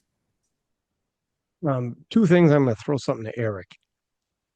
No, number one, the fact that Russell Orhi the fact that back in 2018 he lost head up to Brett Gibbs, came back and beat Brett the following year, and that's how he entered into IPF international competition. And the fact that now, all these years later, he lost to Jurans, rallied back and won. That's when you really show if you're a champion. You take an L with the world watching, you come back and beat the guy who beat you with the world watching. When the pressure gets very difficult and the kitchen gets hot, Russell rises to the occasion. Not everybody's like that. Not everybody's a gamer. And some people were saying, I was saying in preview shows, if you think you're going to get the same rest as you did in Lithuania, you weren't paying it. I was around for the Brett Gibbs rivalry. I was there. His total shot up against Brett Gibbs in that rematch. I forget how many kilos. It was crazy. But that's what you can anticipate. I've got it open in front of me now, Ryan. 2 people have ever beaten Russ head to head. One of them is Brett Gibbs. In 12 months, Russell put 50 kilos on his total and beat him head to head again the next year. And then the other one was Durans, and then Russell put 30 kilos on his total after that to beat him head to head again 7 months later or whatever it was. So that's a track record. Yeah, basically you beat Russ, it ain't over. He'll see you. And you can't say that for everybody. And people who talk shit about Russ, you better throw that out there. He's a winner and he's a gamer. And you beat him, he does not. There's some people telling me, like, I don't know, do you think Russ looks a little nervous as he's walking around the lobby? I'm like, Russ isn't nervous. He likes this. When he says in the caption, this type of pressure is a gift. It's a privilege. He's not lying. He's not lying. Another thing, in terms of Amelia, you touched up on some people, as sports fans, we love certain guys and we hate others. We love certain teams and hate others.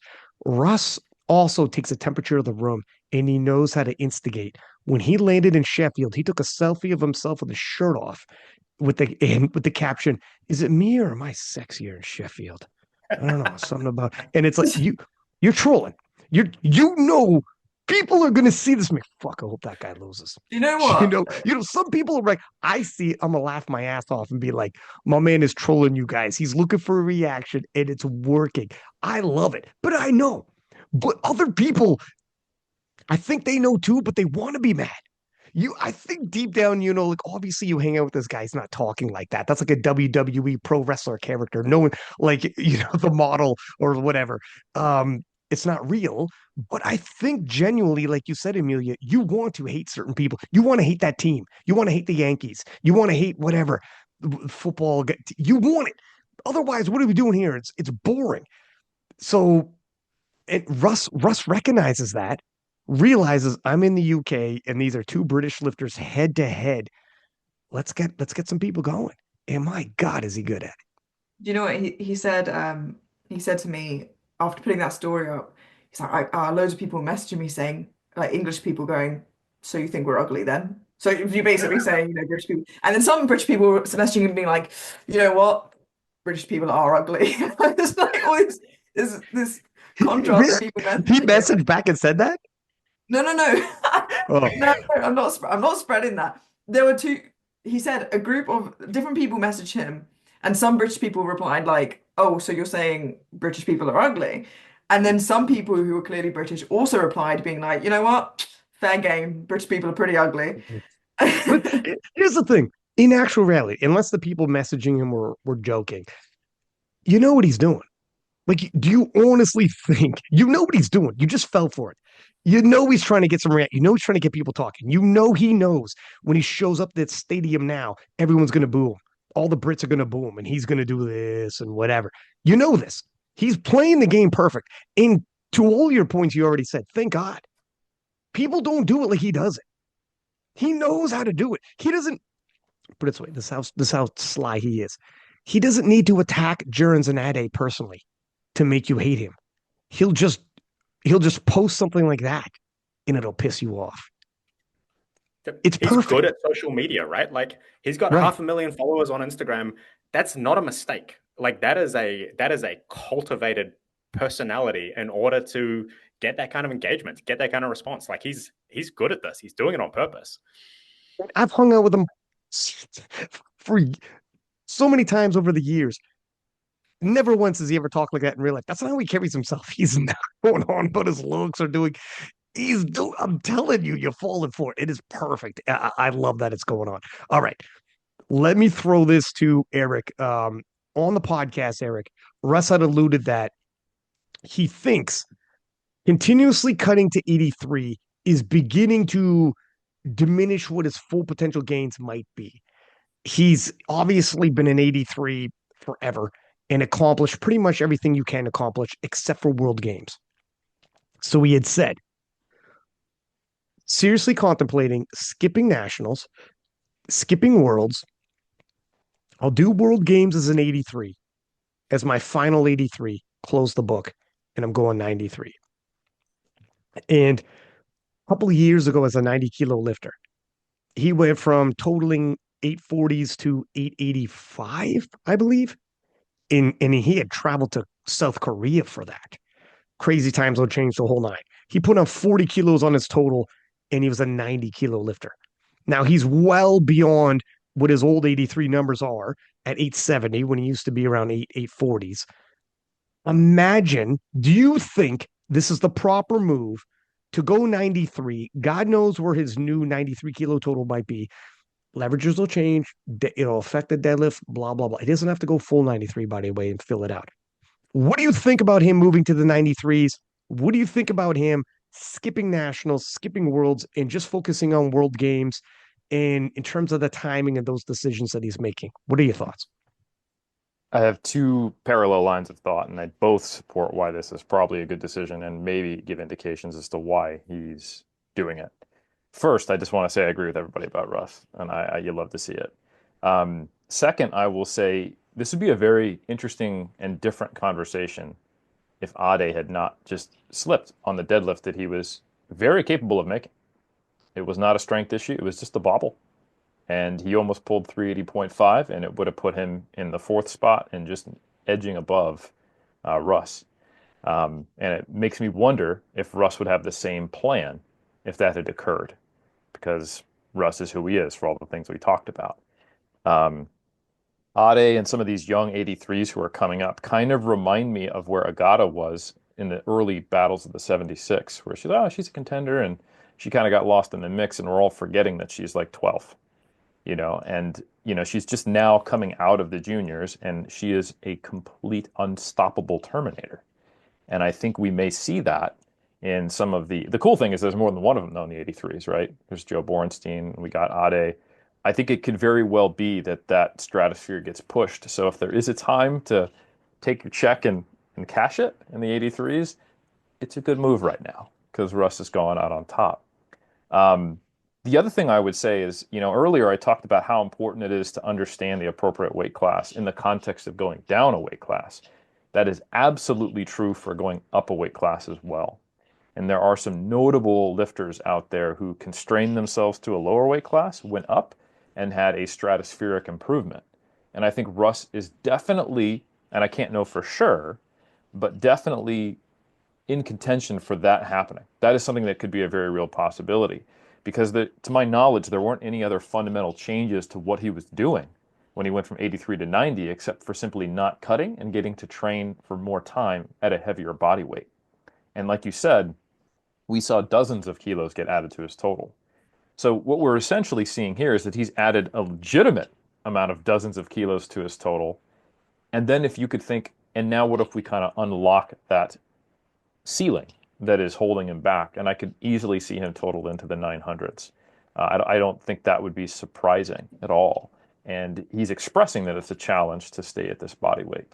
So, not to make it about me, but I coached Bryce Lewis, and for a long time he was kind of in the top 5, 3 to 6 range kind of pack in the 93s, made weight and struggled to perform. And then when he went up to 105, he won nationals 3 times, and then got a silver and a gold at Worlds, and against some pretty tight contention, and ended up totaling, I think his best in competition meet was 922 or something like that.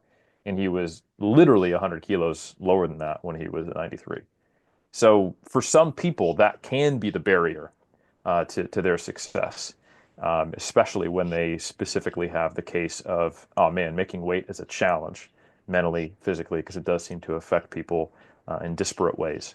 So yeah, I think that is, I would say that Russ has a very good shot at being competitive in the 93s. I will say that he is going from the most competitive to the most competitive division. The 93s and the 83s are both incredibly tight. They're right in the middle of that bell curve distribution.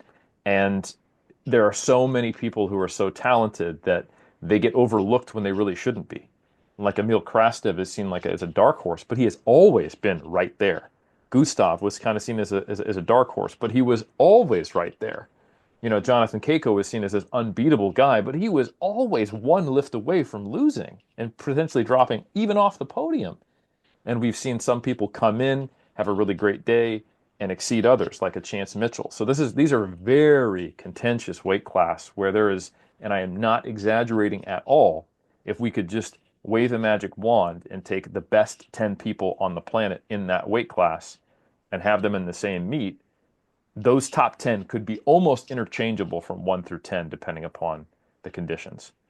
One person's bad day is literally a 10th versus their best day being a number 1, and everyone else has something between mediocre to average. And I legitimately think that's true. If you took all IPF member nations, you looked at all levels in both the 83s and the 93s, we're talking close to 10 people who could be a world champion just given the right conditions.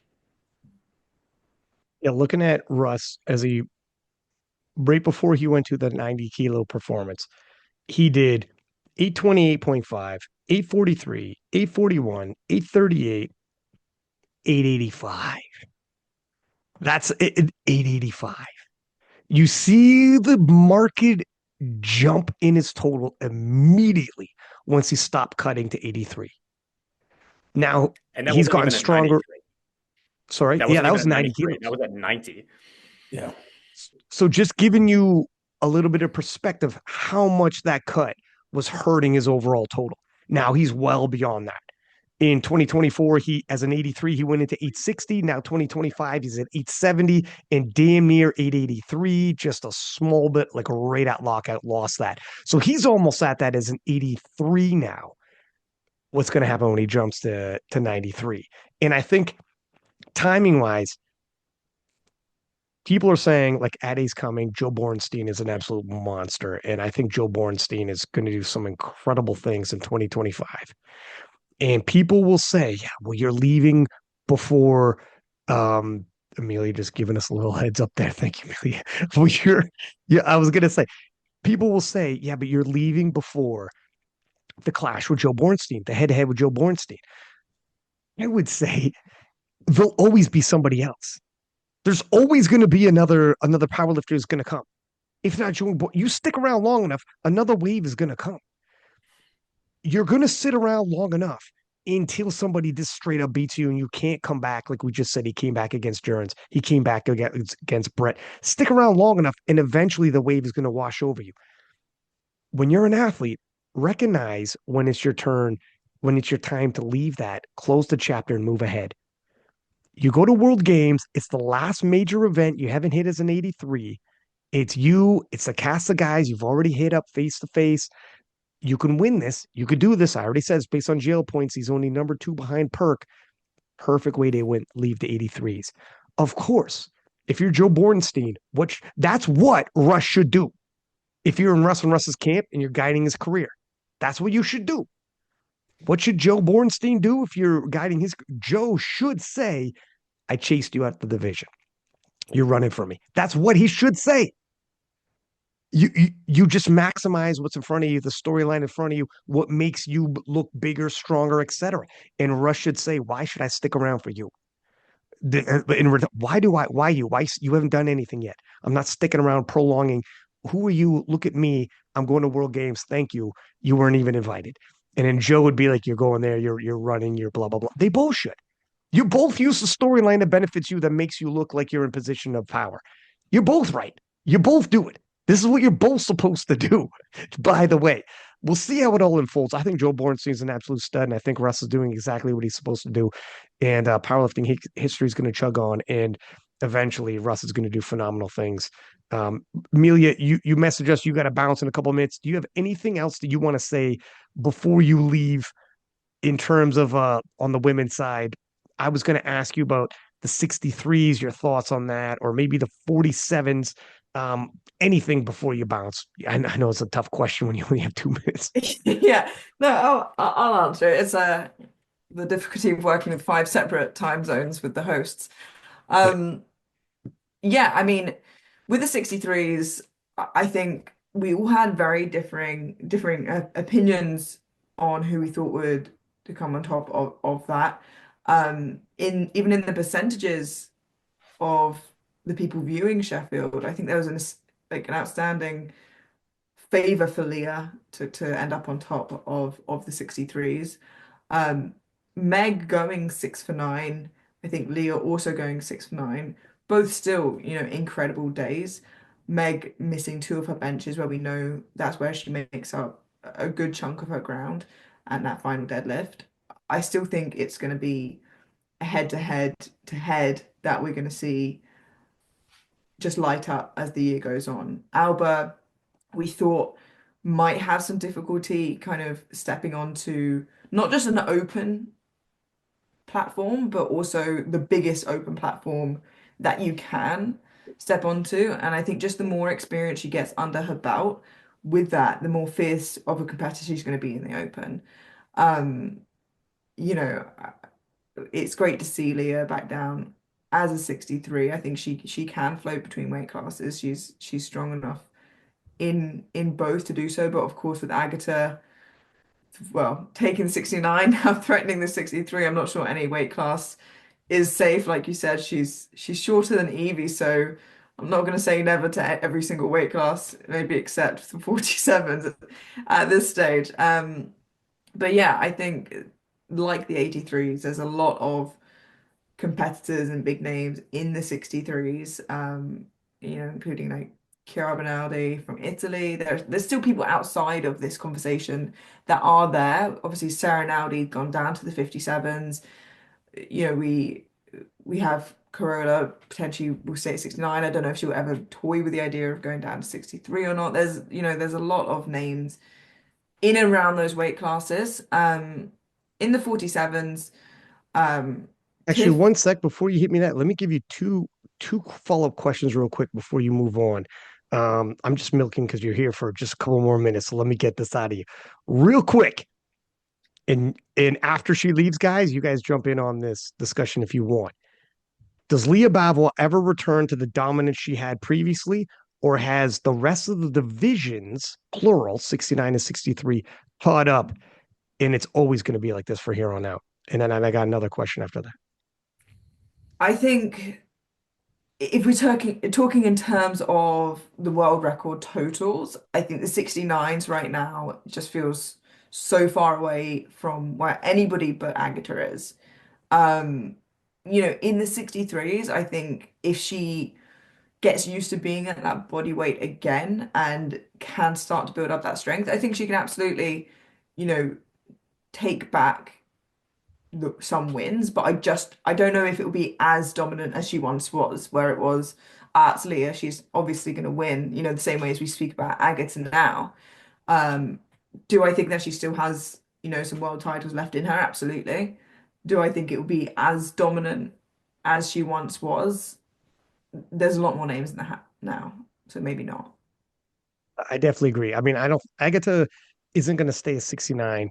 And this 63 is probably isn't going to happen at the Worlds. It's going to happen at like a European smaller show. So she won't clash with Agata at 63, and she's probably not going to clash with her even if she moves up to 69, unless she does so for this Worlds. I think Agata is going to grab a world title and then say adios to 69s. But even then, so I'm essentially what I'm trying to say. I don't think she's got to worry about Agata. I think Agata is a terror. And if Agata enters your weight class, you're in serious trouble. Put a pin in that. We're going to talk about Amelia and Lawrence in a second. But I think regardless if you take out the Agata question, Leah's never going to have it like she used to. I think the rest of the classes have all leveled up, whether it's 69 or 63. These ladies are all shooting up. One more 63 kilo question. Then I can let you go because I'm hanging a little longer on here. Is Alba still the future? Or do you think it's difficult to say? You're not ready to say that because she did phenomenally at Junior Worlds, struggled at Open Worlds, struggled at Sheffield. So you maybe she's going to struggle again in the big shows, or she's going to learn from this. She'll be back. She's still the future. Or I'll give you an out and you could say, I'm going to leave this with question marks. I need to see more data. I know I usually sit as the fence sitter of the group, but I will answer this one. I think I think it's important to know if it's hard not to always reference Agata, but I'm pretty sure, and you can fact check me on this. When Agata won Sheffield last year, I'm pretty sure that was her first ever 9 for 9, at least in the classic that I know of. If not the first, then one of her. Yeah, Rory's nodding there. So, there's this huge Agata dominance that has really arrived in the last 12, 18 months, maybe a little bit more than that. And Agata's all we can talk about, and we love talking about her because she's incredible. But like you said, in Helmstad, when she came out at the front and watched Jess finish her deadlifts, she wasn't dominating then. Until last Sheffield, it was a lot of big claims that we were like, oh, we'll see if this, young athlete can do it. And she proved that she could. But before that, like I said, she'd not put kind of the weight to the ground, I guess. She'd not proved that she could. And now she has, but like, well, of course Agata can do it because she's done it and we've seen the proof. Um, and I think the same can very much go for Alba, just because we've seen her have a couple of tough meets as she's adjusting perhaps to this higher standard of competition. I don't think that necessarily puts her out of having a bright future within that class or whatever class she settles on. Um, will it be an adjustment period? Yes, but she's gained so much on her total in such a short amount of time. I think it's a case of, figuring it out. She went 5 for 9 at Sheffield and still got 97% of the open world record as a junior. I think she definitely has an extremely bright future. She's a good few years younger than the next best 63, which is Leah, based on Sheffield. So I absolutely do think she can still be the future of the weight class or whatever weight class she lands in. Thank you, Amelia, for joining this. I know the time zones aren't friendly and you're staying up late for this, but much appreciated. And we'll talk soon. Fellas, do you want to jump in here with your feedback on those before I fire off the next question? Is there anything Yeah, else you want to add to that? I'll jump in on the Leah question briefly. Just in case anybody missed it, on the 13th of January, she announced that she's taking a long time off powerlifting. So I'll read out the sort of relevant section of the Instagram caption. It was hidden sort of as the bottom paragraph of quite a long caption. So I wouldn't be surprised if people missed it. I've decided this will be my last year of competing, not because I'm retiring, but because I need a long break.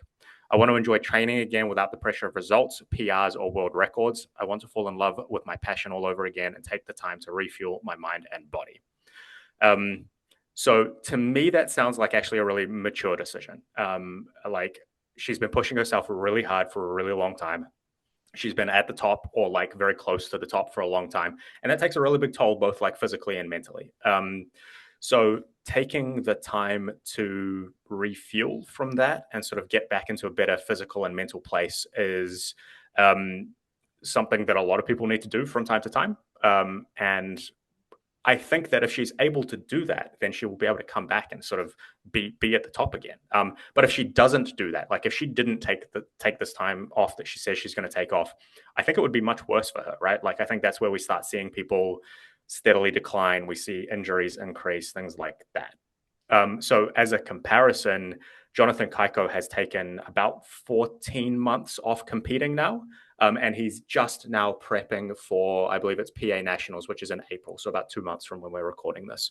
And his training now is looking phenomenal after he's sort of like dealt with the plague of injuries, dealt with the sort of back-to-back life changes, training, stress, and so on and so forth. And like, obviously it remains to be seen. There's still 2 months to go, but like he's back into what looks to be a really good place now.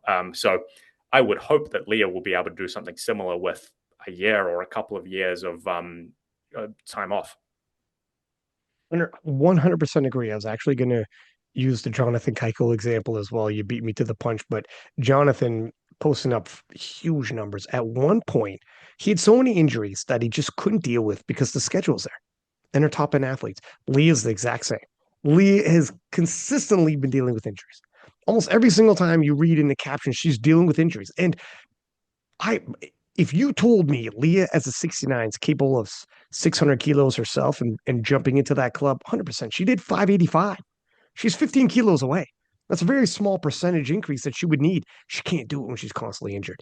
If you told me she could hit some she wasn't a big 69. She never even filled out 69, let alone cut. If you told me she could bring some monster numbers to the 63 kilo class, 100%, but not like this. If she pulls back and does a Jonathan Keuchel route of addressing these injuries by a prolonged time off, addressing you know how bad it sucks to be hitting the gym and in pain constantly. Just reigniting the fire and wanting it, she can do this. She can come back, but not until she steps away and misses it. Steps away, all the injuries are gone. There's no more pain, and you miss it. You want to say something there, Eric? Look like you might want to.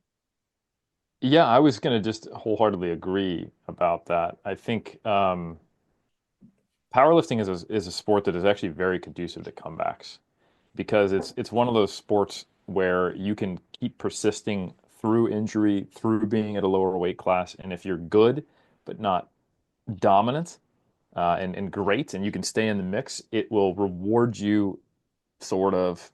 It's like an abusive relationship. You know, you really should just leave for a bit, work on yourself, and then put yourself back out there in the field and really get out of this bad situation. But it's like, crap, I'm still podiuming. I'm at Worlds. Geez, I'm still getting invited to these big meets. Yeah, I can Yeah. still limp across the finish line. But I mean, how many times have we seen some really dominant performances that were unlocked by taking a step away and coming back? I can think of several lifters who have had a couple of years off. And how many people came back after COVID, forced years off, and did really, really well?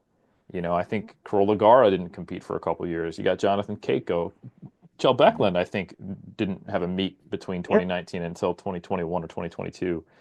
Right now, Taylor Atwood coming back into the 83s and after having some rough spots. Lane Norton, Mike Teixeira, there's a ton of examples of people who look like they're going to eclipse even prior performances, even as a master lifter, because they gave their body and their mind the time to heal, because it is intense these days to be in the social media storm, the physical pain, and the always slightly dieting state if you're, having to make weight to be competing.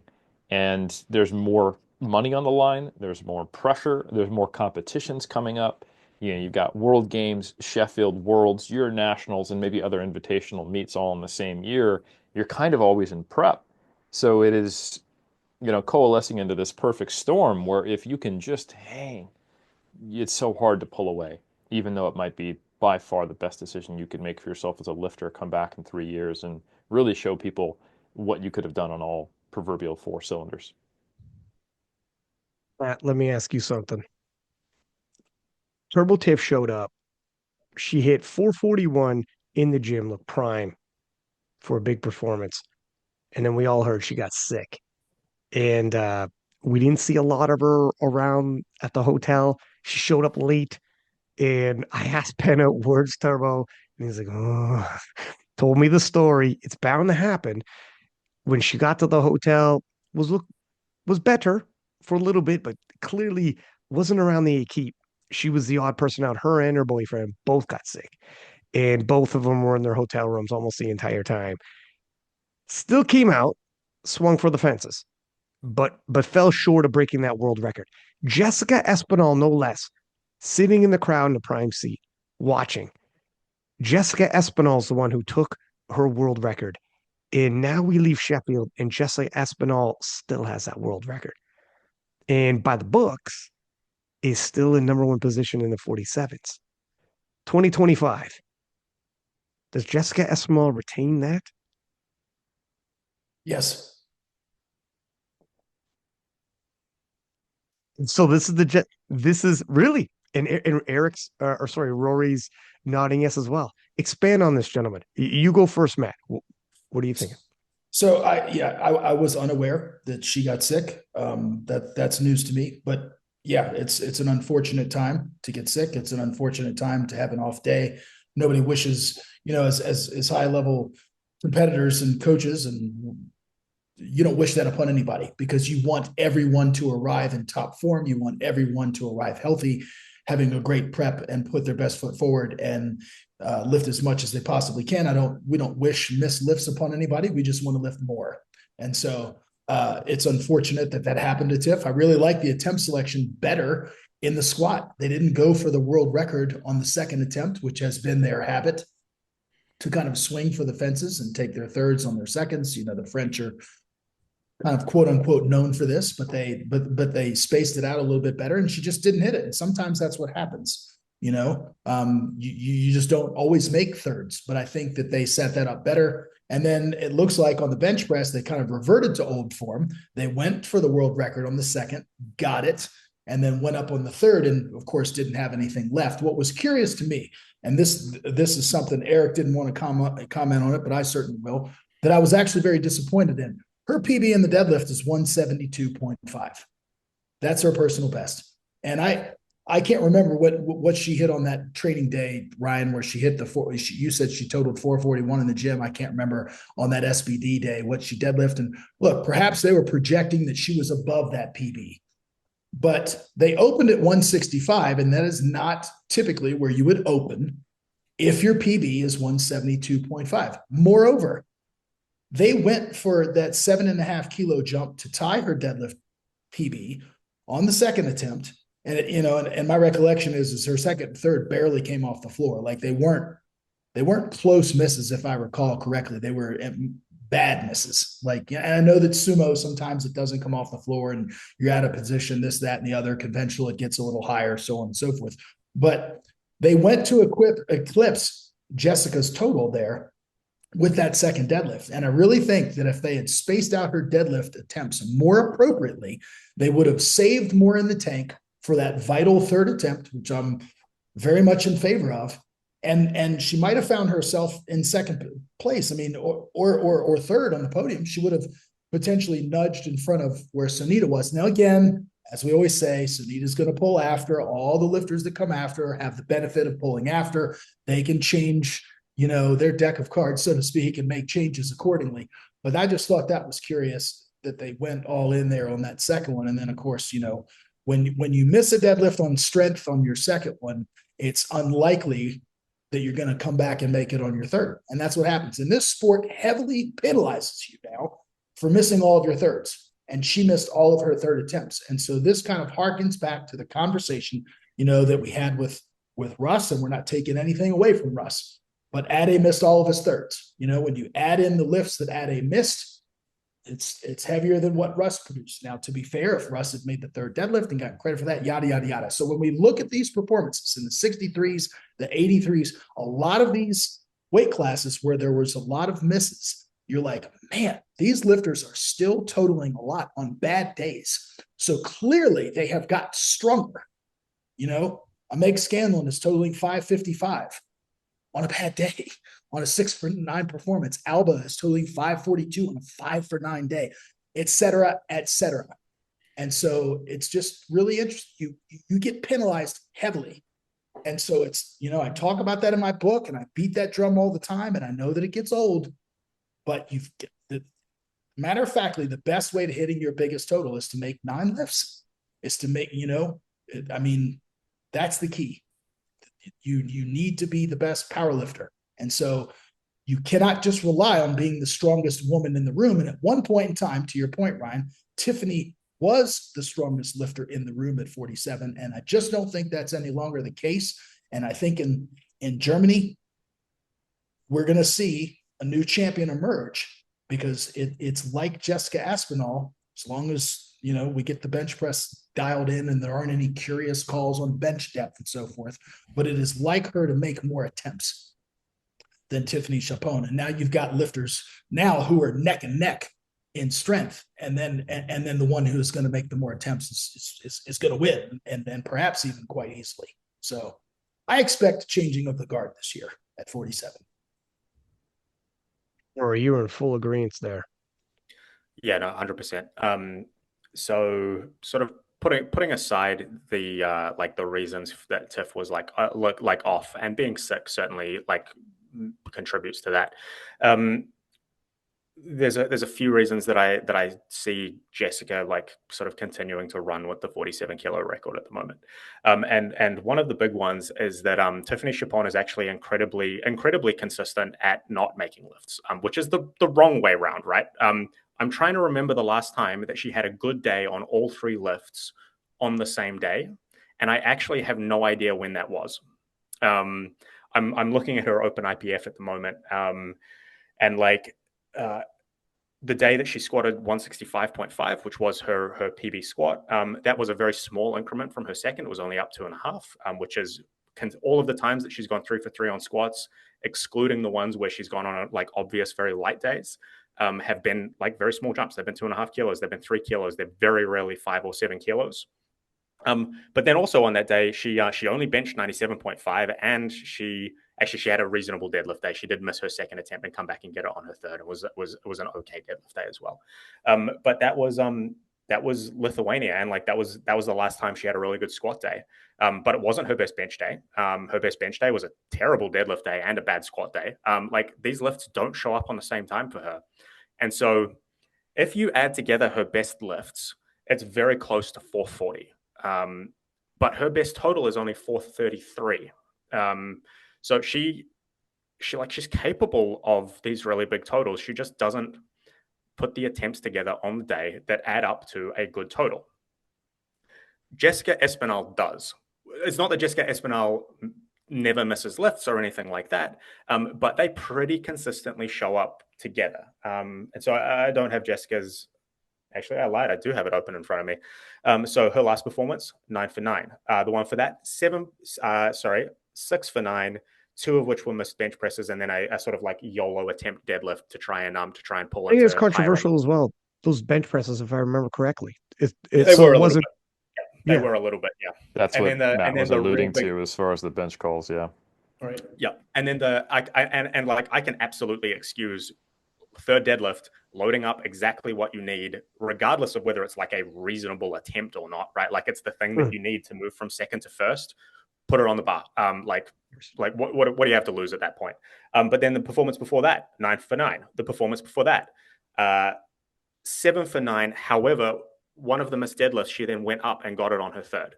So sort of, I would call it a 7.5 for 9. Like she just has better days. Like she makes more attempts. They show up at the same time. She is consistently getting stronger as well, and like being strong is a pretty good benefit for powerlifting.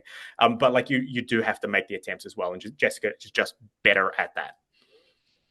Yeah, and one thing I want to add, Ryan, and this goes for all powerlifters. When we talk about attempt selection, and I've done detailed analysis of this in video form, you can go to my YouTube. We talk about load management. And so just imagine that you have two lifters who are going to end at the same place.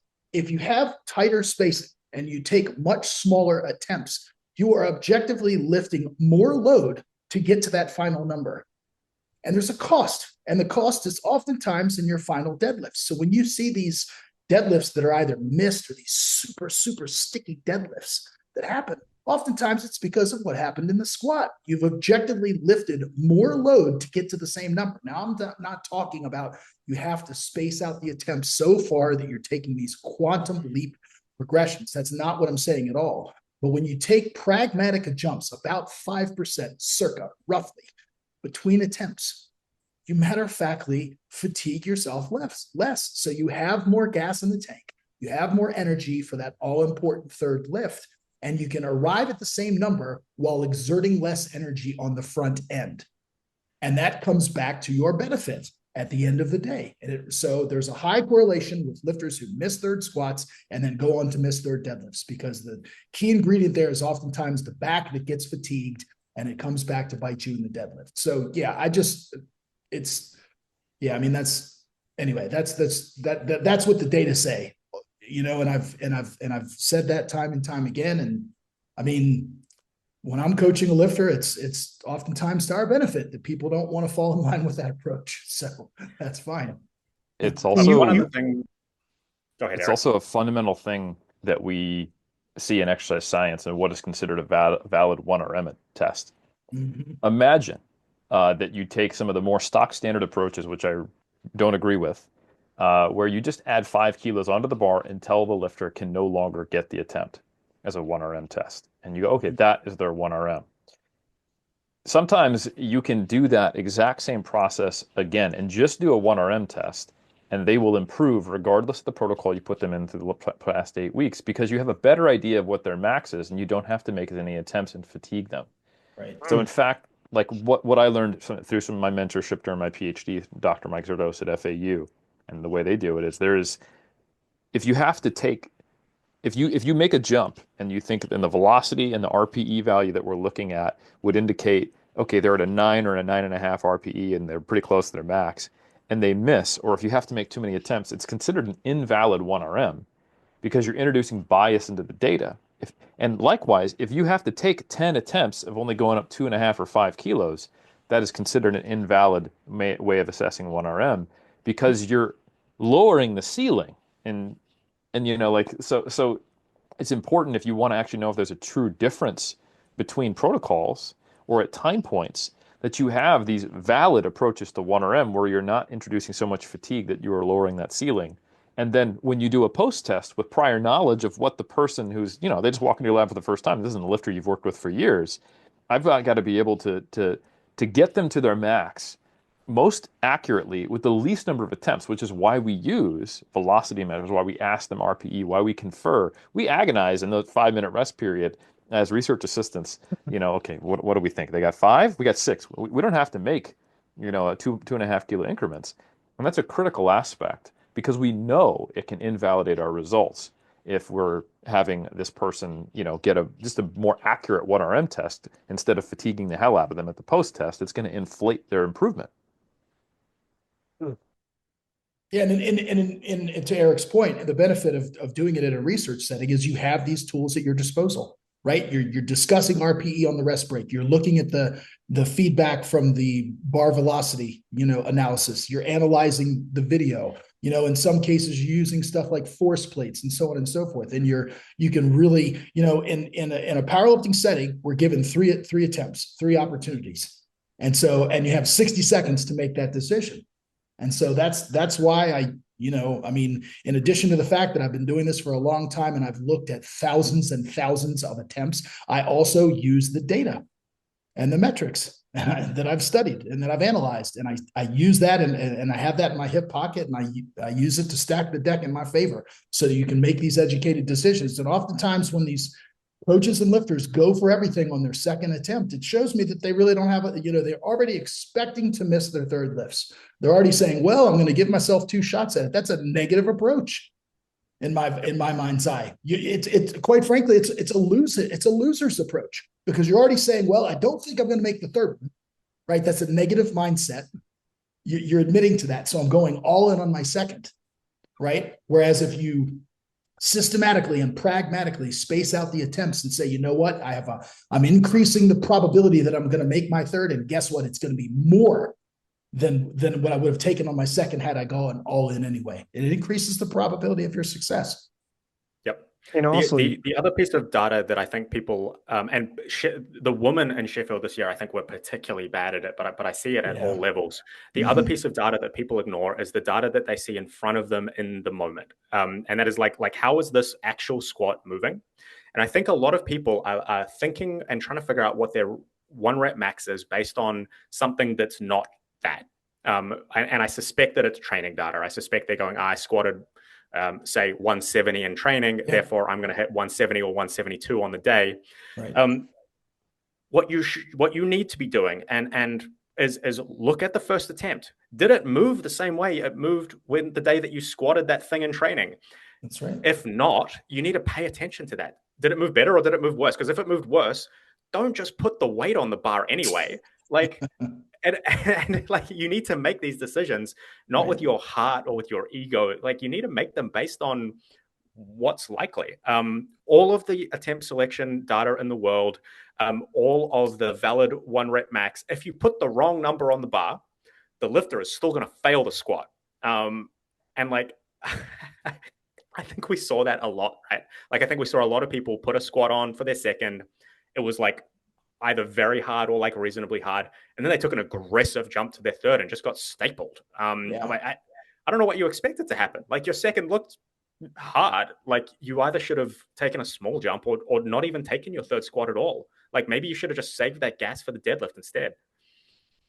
I mean, to Rory's point, I'll just expand just a bit further, Ryan, and then I'll shut up. Every single attempt is an audition for the lifter, right? They're auditioning. They are saying, hey, this is how I move this weight in this discipline. I'm auditioning for you so that we can then go up to the next weight. And similarly for the coach, the game day coach, it is a diagnostic tool to assess. Can we then put on the weight that we had discussed going to? And a game plan is formulated based on the training data, based on past performances, based on goals and all of these other things. And you formulate the game plan. But to Rory's point, you have to be able to adjust in real time. And that is the single most important thing that a game day coach must possess skill-wise, is calling the third attempt. And we saw more missed third attempts at this Sheffield than we have in any other year. We saw 14 missed squats. That's 58%. 14 missed third benches, that's another 58%, and 62.5% missed on third deadlifts, 15. And so all of those percentages go above the normal trends, which is about 48% for third squats and then 50 and 50 for third benches and deadlifts. And so this year, production value, the meat was phenomenal, the storylines, everything. But as far as attempt selection, it was poor, and it was a bloodbath. There were 56 misses total with 1 pass lift. That was Ashton Ruska's third bench. He passed it because of his pec. 29 misses on the women's side, 27 misses on the men's side. And we saw that's a 74% average success rate. That's down from last year. Last year, we saw an 80% success rate. So it's the execution and the attempt selection this year went down. And so at this level, you've got to be surgical. You have to make more attempts, and you are penalized significantly, severely for missing a lot of lifts. And we saw that in the results. Yeah, hopefully a lot of people left and are analyzing this, like game day coaches like you guys. I know all debrief and take a look what happened here. And they Yeah. tell themselves, if we button it up, tighten it up a little bit, and call audibles, I agree to an extent. Some people are going in there and not paying attention to the seconds and just sticking to the game plans. And it's like, no, it's this number. We agreed it's this number. We could will this to happen. And then once you swing and miss, you expend a lot of energy, and the energy just doesn't come back. And by the time you get dead, you're just chasing bad money, so to speak. All right, let me throw this next question to Eric.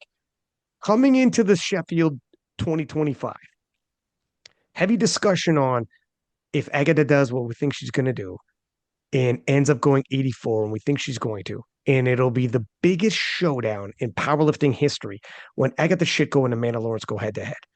And by the time Agata faces Amanda in 84 class, Amanda will have God knows how many titles. Just a reign of terror in the 84s. And Agata will have several world titles as well, a couple different Sheffields, and have an absolutely fantastic resume. And coming into this, I had mentioned Amanda Lawrence's total did not appear to be moving. 1 kilo difference in the last 4 years. And just at the last Sheffields, she's totaled 644 this one, 647 the last one, and 645 before that. And this 3 Sheffields in a row seems to be a sitting target. Now, I threw this to you. What were your thoughts? What do you think's going to happen? And because Amanda was saying, I'm going to silence everybody. I am extremely motivated. This is what the talk was she's motivated to silence people who are talking on podcasts, which we're doing right now. She's sick of it. She's hearing Agata, and I'm going to send some warning shots. And you said on that podcast, I asked you your opinion, and you said, I think we're going to see a different Amanda Lawrence. We're going to see her enter into, I said, do you think she'll enter in the 650s? You said, yes, I do. I think this is going to light a fire in her. I think everything she's saying, it's got her motivated. And what we saw, the total didn't increase. It went slightly down, but let's not split hairs. It's around the same. It's around the same as it's been for the last 3 Sheffields. It seems to be a stagnant target as opposed to a moving target. What are your thoughts on this? Because I get this coming. And she until the last deadlift was neck and neck with Amanda as a 69. Yeah. Credit to Amanda for pulling the third deadlift. I think we may be looking at a situation where if she can have a super meet where she hits on all 3 at the same time, we do see. I think there is potential for her just to have a good day on all 3 lifts and be totaling in the 650s. I don't know how much potential she has to improve her numbers, though, like truly get stronger on them and see her total go up without going a 9-for-9 super meet day. I hope she can. But at a certain point, you do have to go, we're just not seeing the type of improvement in a lifter who is still on the upward trajectory, who's not just making an incremental progress. And I will say, when you're at the top of the weight class and you're a generational lifter and arguably the GOAT and completely untouchable, incremental progress is great. Even not making progress is great because no one can get close to you. But we're in an interesting situation now where, Agata Sitko is, she's got a deck of cards of weight classes that she's going after. Now, I do think Agata could potentially go 84 the right way and contend with Amanda, but I think it's actually a bigger ask than going down weight classes like we've seen. She's not even losing strength off her bench, which I told you is mind-boggling. And that to me tells me that there may not be a tremendous amount of potential for going up in strength by going up weight classes. So I'm not saying that she won't, and she will bench is going to get easier. That's kind of the way it goes. I don't think she's going to be having to get so heavy that it would hurt her deadlift. I think she will probably get a little more out of her squat, but I don't think we would expect someone who is literally going down weight classes and increasing their absolute total to go up a weight class and all of a sudden be like, oh, wow, that unlocked something amazing, because it's not a barrier. The bottleneck is not her body weight, right? If she can go down to 69 and get stronger. So I do think she can get stronger, but I think she's getting stronger anyway. So the question is how does she go up to 84? And when is she going to go down to 63? Because those are two different directions. And if she sprints to get up to 84, and it will probably be, like 76.1 or something like that, right? Then that is going to be a less of a return on investment because you can only put on muscle so fast. And you do get something out of just being heavier regardless of the body composition change. But you get a whole lot more if that body composition change is primarily muscle mass. So I think Agata needs to be very thoughtful about when and how she goes to 84 if she wants to challenge Amanda. And I think if she doesn't do it the right way, she's going to be potentially bringing maybe not a knife to a gunfight, but like a pistol to a fight where somebody else has an assault rifle. Because if she comes in and she told us in the low 600s, Amanda doesn't need to improve. She just needs to not have a really off day. If she can put up 630, 640, on an okay day, and maybe 650 on a good day, then that means that Agata needs to go up and put 30 kilos on her total to be on par. So I think that's what we're looking at. So there is a wrong way to do this for Agata to where it is a much bigger question mark and much more interesting. And I think that would be to sprint up to 84, and that's not something I would recommend. So just Yeah, for so just help on the timeline, and I'll open this up for the other fellas to jump in. Agatha said she walks around at 69 kilos, no water cut. For World Games, she'll cut to around 65 kilos and try for a 10 times body weight. Even if she misses, it's just water, and her GL points are going to be fantastic anyways. And then when she was talking about that 63, it would be around the same summer in terms of timeline wise, where she's sticking around in the 69 kilo class. And it's not 100%. I asked Kedrick, and he's like, I don't know. I don't know. This is Agata throwing this out there. This is getting landing on my lap right now as you hear it too. And I don't know how I feel about this. Because I also was telling Agata, you don't want to lose muscle mass.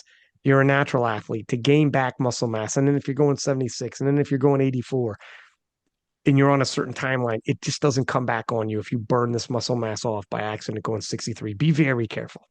So I'm not super concerned if from now, say it's February, right? World Games is in August. Am I right? Yes. Mm-hmm. That isn't a crazy timeline to go from 69 to 63 if she wanted to do it. You can do that nice and slow. She could do that. But then we have to think about, all right, now she's walking around at 65 and she wants to threaten 84. I know. That shouldn't happen in 2026. That should happen in 2027.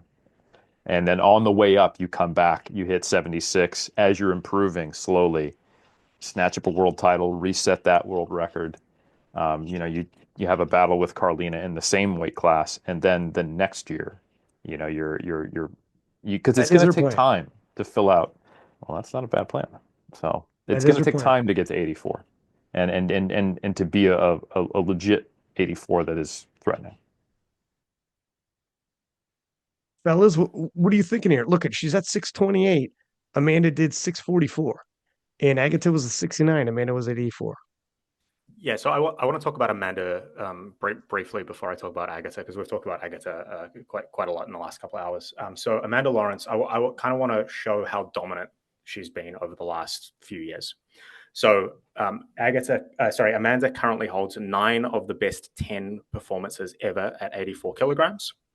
The 10th one being Agata, who did it at 77.1. So behind that, Daniela Mello 5 years ago, 613. Behind that, Ziana from British powerlifting, 600. A Kazakh lifter who's currently serving a doping ban was banned for doping and hasn't lifted in 12 years.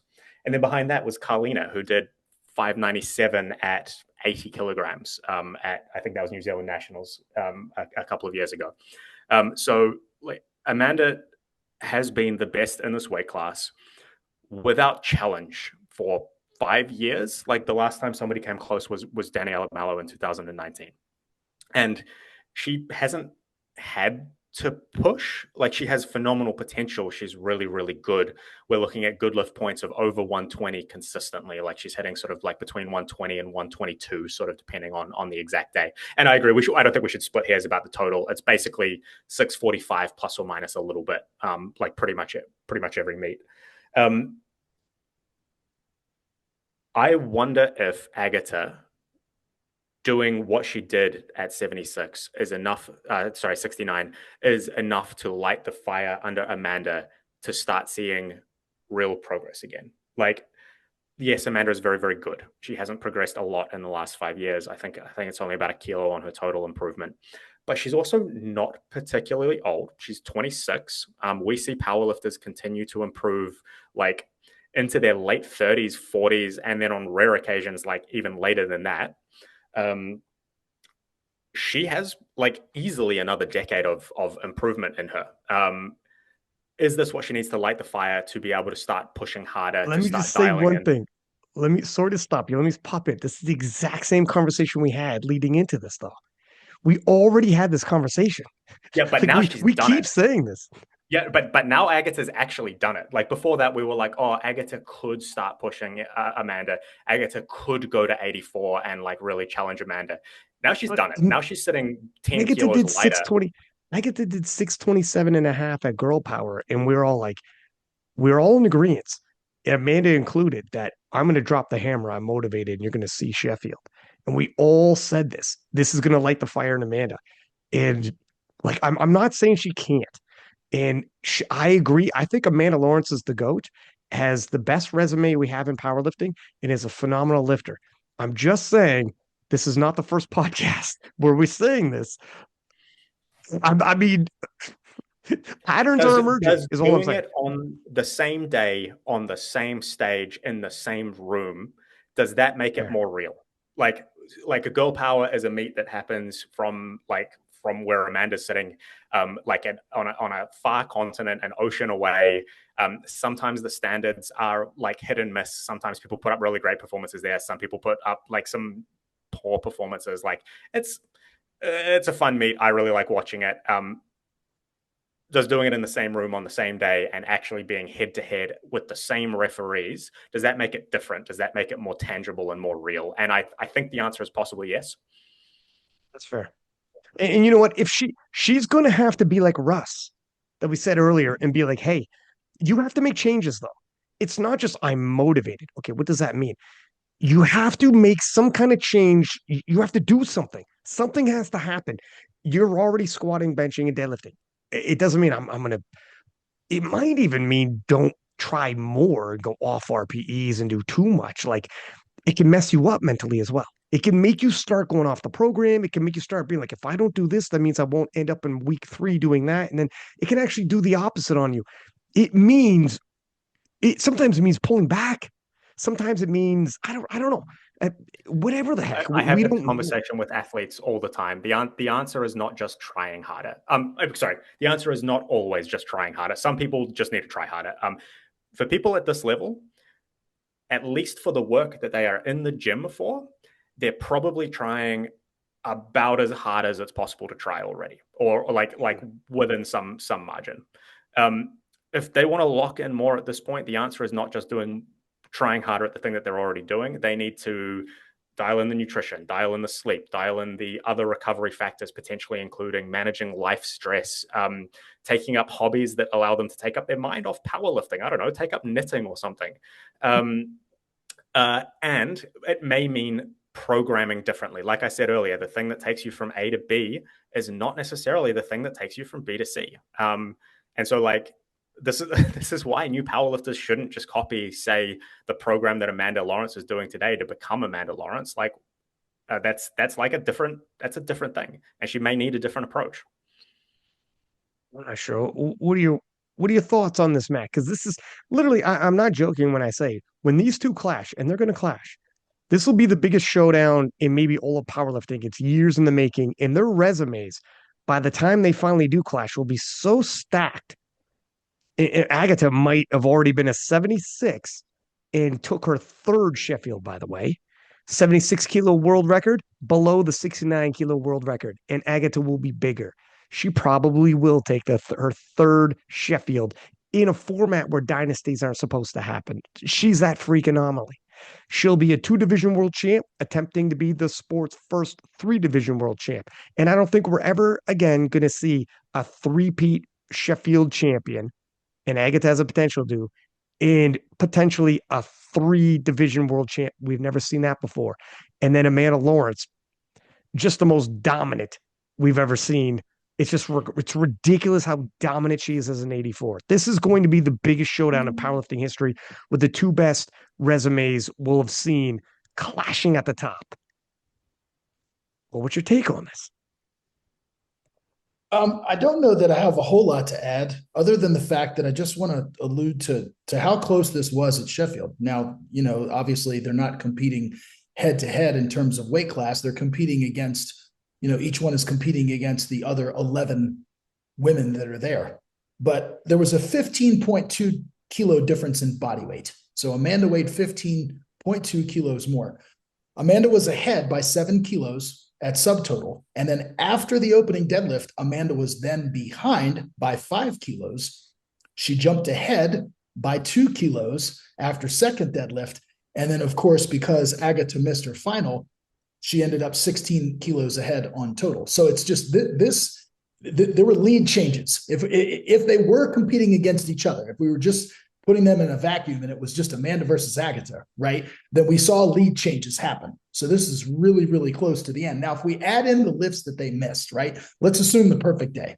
So we give Agata the 9 for 9. She would have been at 637, and we give Amanda the 9 for 9 because she missed 2 lifts. She missed her third squat and her third bench.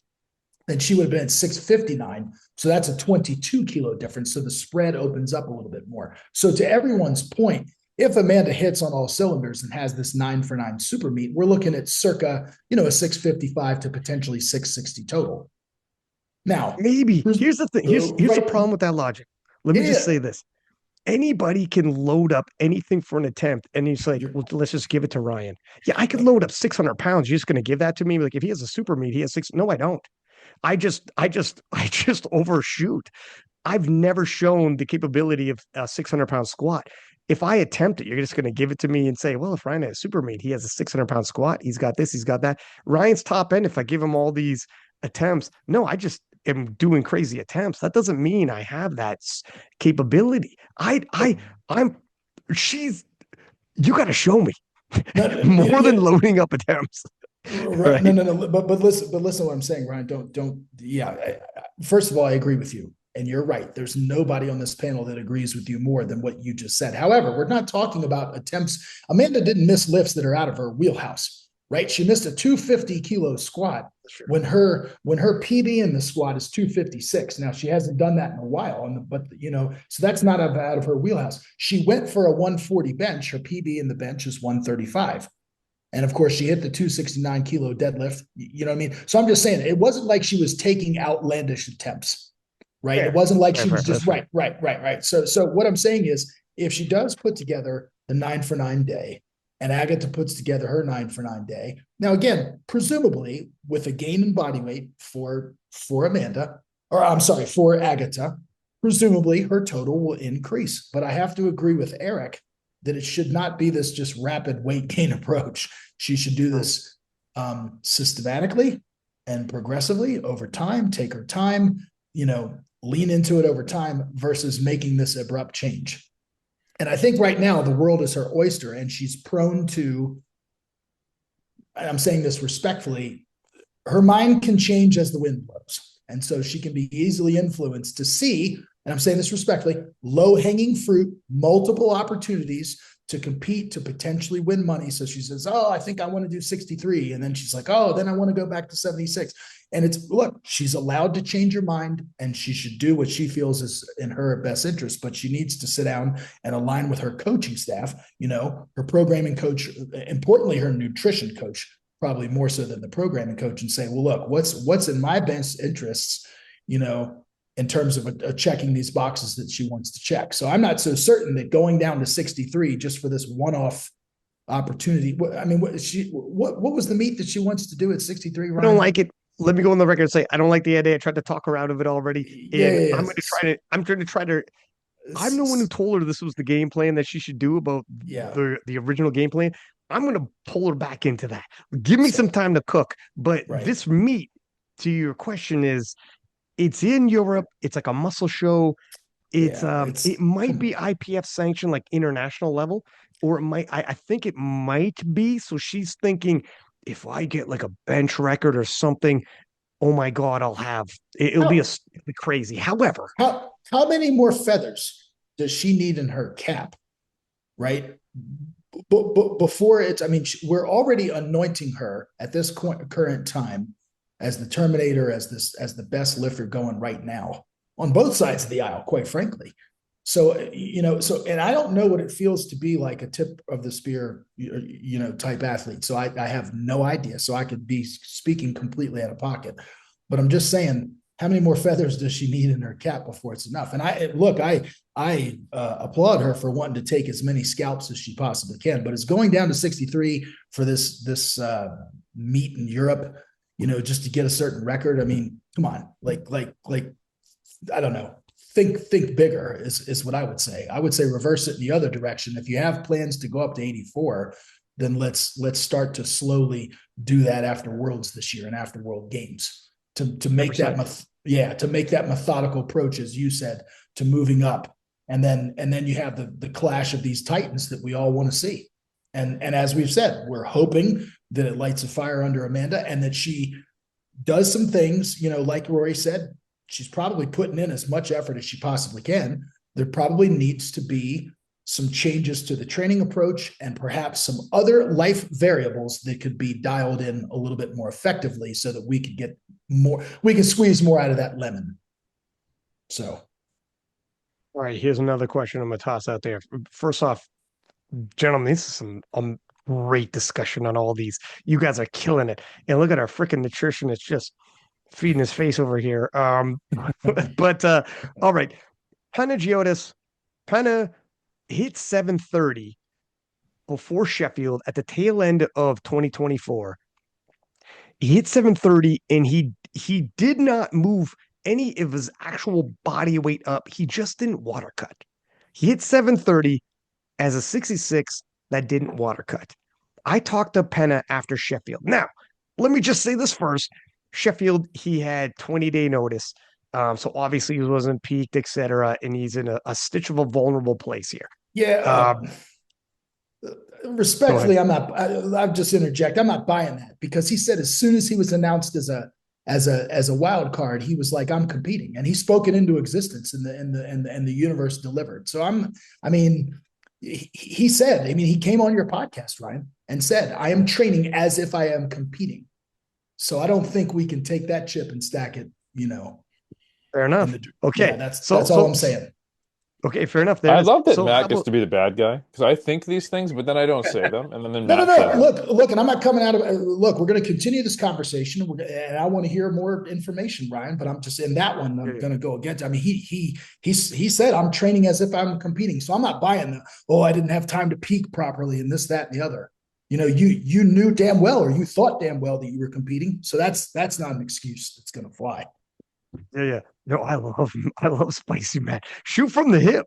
But okay, so Pena, when he didn't water cut, hit 730. And I asked, and I'm thinking here, he's already done two-time world champ. He's done two different Sheffields now, I believe. It's his two Sheffields, and he's about to do World Games. And I said, after World Games, what about going to 74? And Pena is a 74, much like Russell Orhi, where I think, is your body not telling you with all, like, he's incredibly jacked, but so freaking unbelievably ripped. What he's doing to stay 66 and he's already accomplished so much as a two-time world champ. Get World Games for sure, get World Games. But I'll throw this to Eric first, because Eric's only got 15 minutes left, and then we'll get him to finish Q&A. Then I'll send it to the fellas. But how about Pena, if he actually, instead of being a 66, becomes 77, cuts 3 kilos of water at 74? If he's totaling 730 kilos as a 66 who didn't water cut, What might we see from him if he's 77 kilos? Now he's in the late 700s. Maybe, I don't know, maybe he's pushing 800 kilos. Who knows? You're already at 76 or 730 without a water cut. I think his body, just like Russell Orty, is telling him, we're all good. And when I look at his resume, what else are you trying to do here? You've done it all. Eric, you're a nutritionist. Yeah, I think Pena is probably a candidate where you would see. I mean, he is a lot of the times the gym totals are touch and go benches, and like Matt has said many times, we don't know the exact body weight someone is at, the conditions they hit it, whether they were all occurring at the same time. But I also know that Pena trains really heavy, really close to failure all the time, and he does a lot of highly specific training.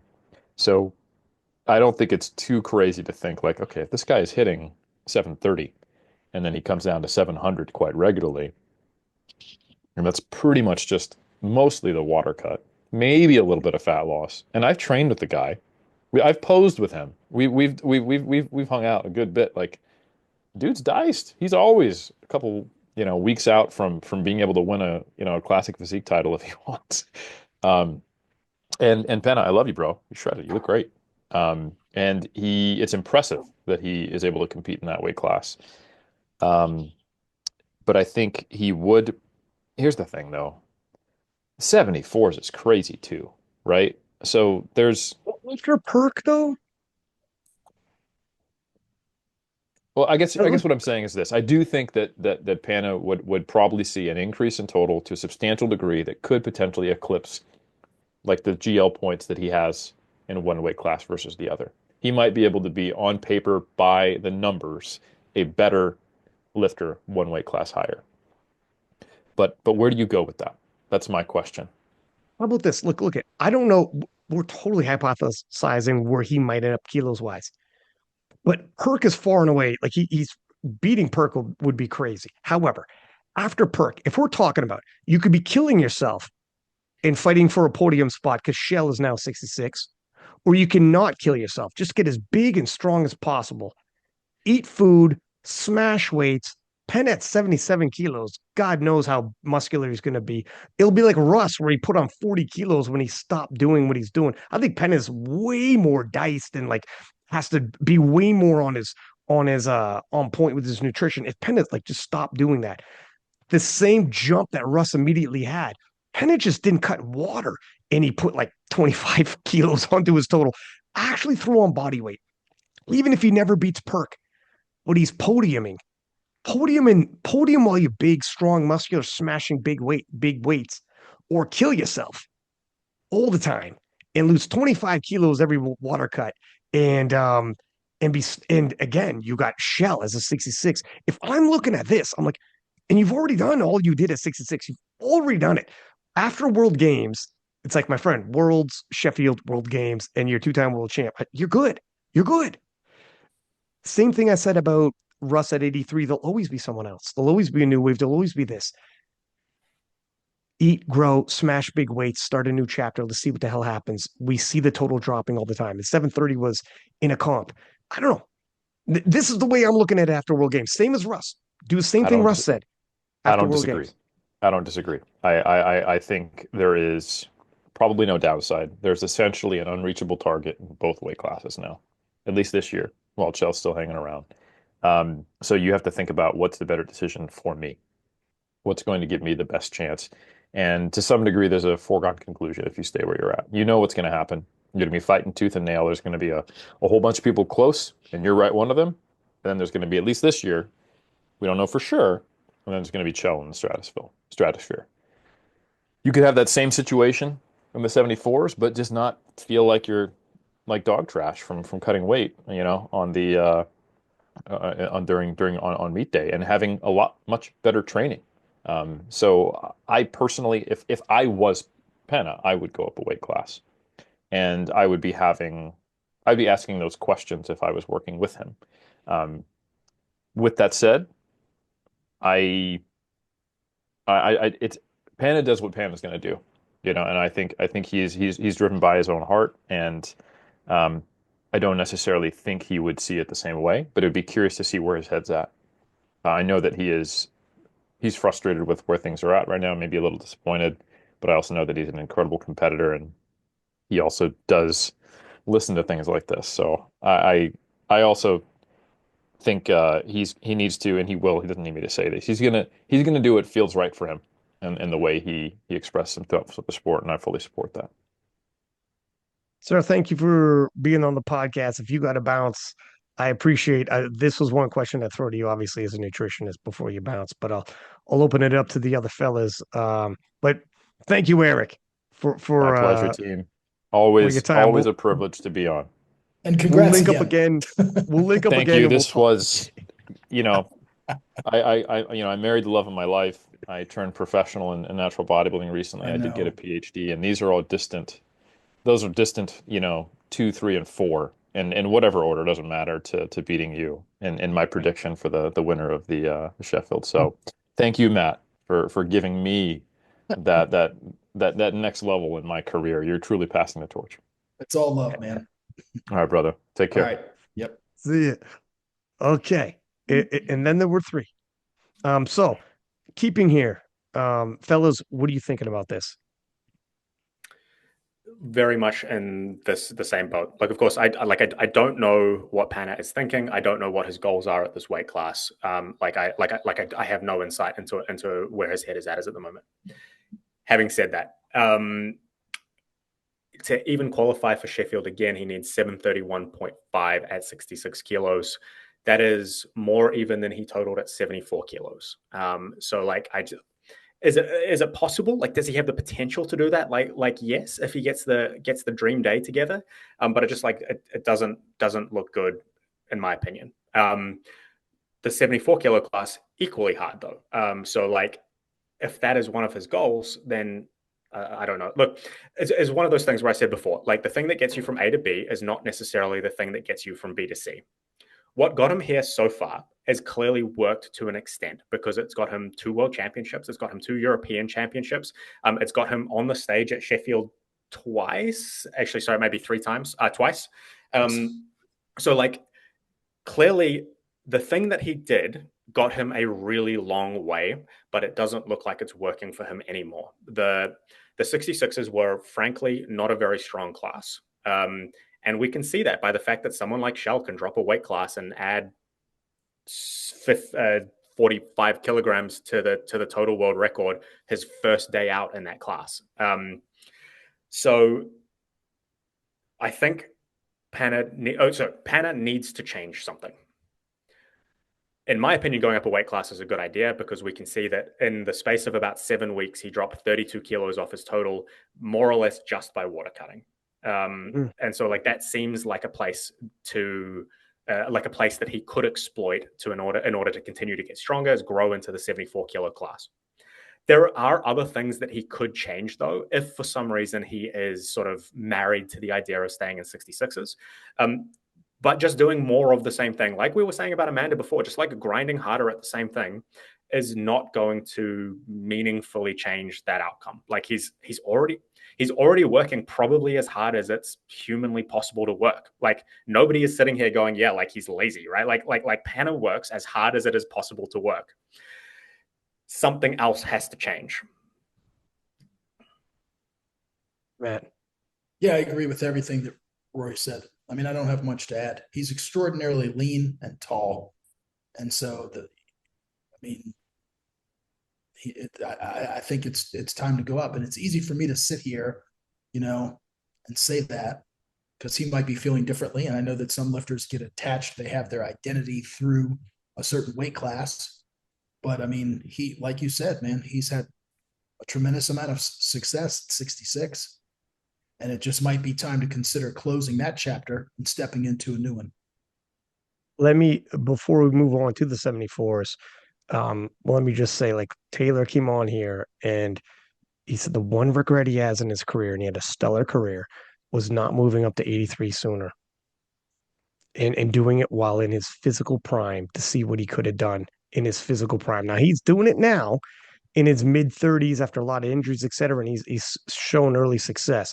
But he's like, what would have happened if I did it a couple of years sooner when I was still in that peaking? Could I have won another world title? Could I have a 2 division world champ? What could have happened? So anyways, let's move on to the 74 kilo class. Perk, didn't have, okay, Perk's a victim of his own success to an extent. Here's the question I'll throw it to you, Matt, first.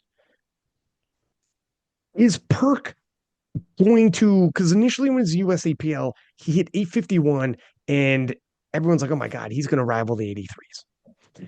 And then when he came over to the IPF, that was kind of what we were all holding in the back of our heads. He won Worlds, total came down, but you have to play it smart. You don't want to get too crazy at Worlds and get caught overreaching. Coming into Sheffield, it could have been the moment where, okay, you go all out. Let's see, can he rival 83s with these numbers? Could he? Because we were thinking initially he might do 870 himself. And that's what Russell did to win the battle of the 83s, 870. We were thinking that would be Perk, though. However, so here's the question. I don't know the answer. This is a legitimate question.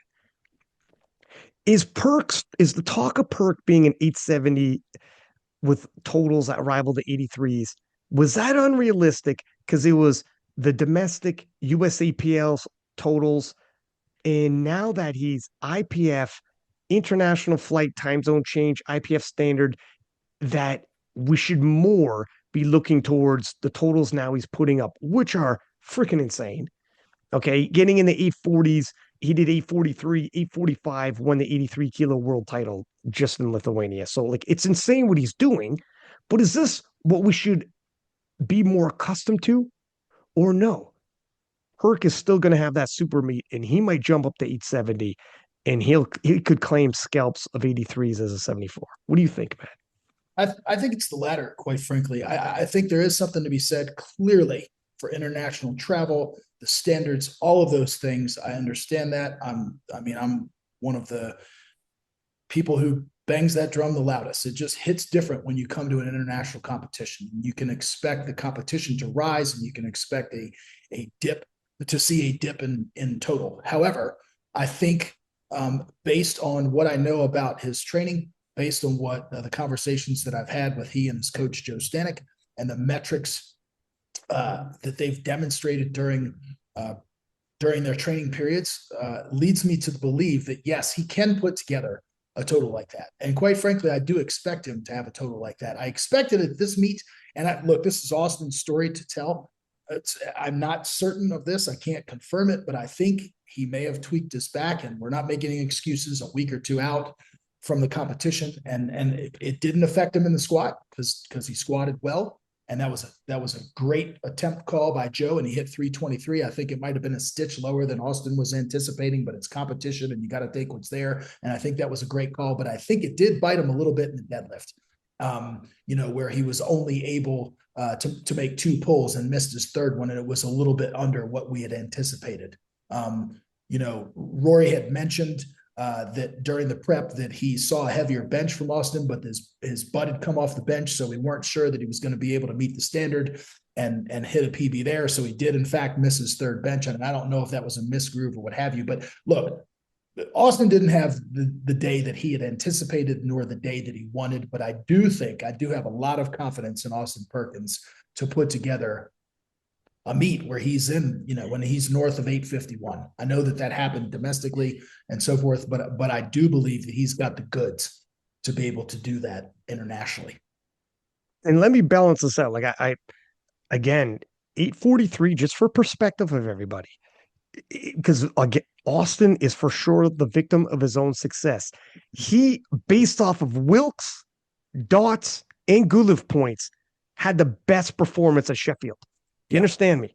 The only formula he didn't have the best is the unique Sheffield one where you're breaking the world record.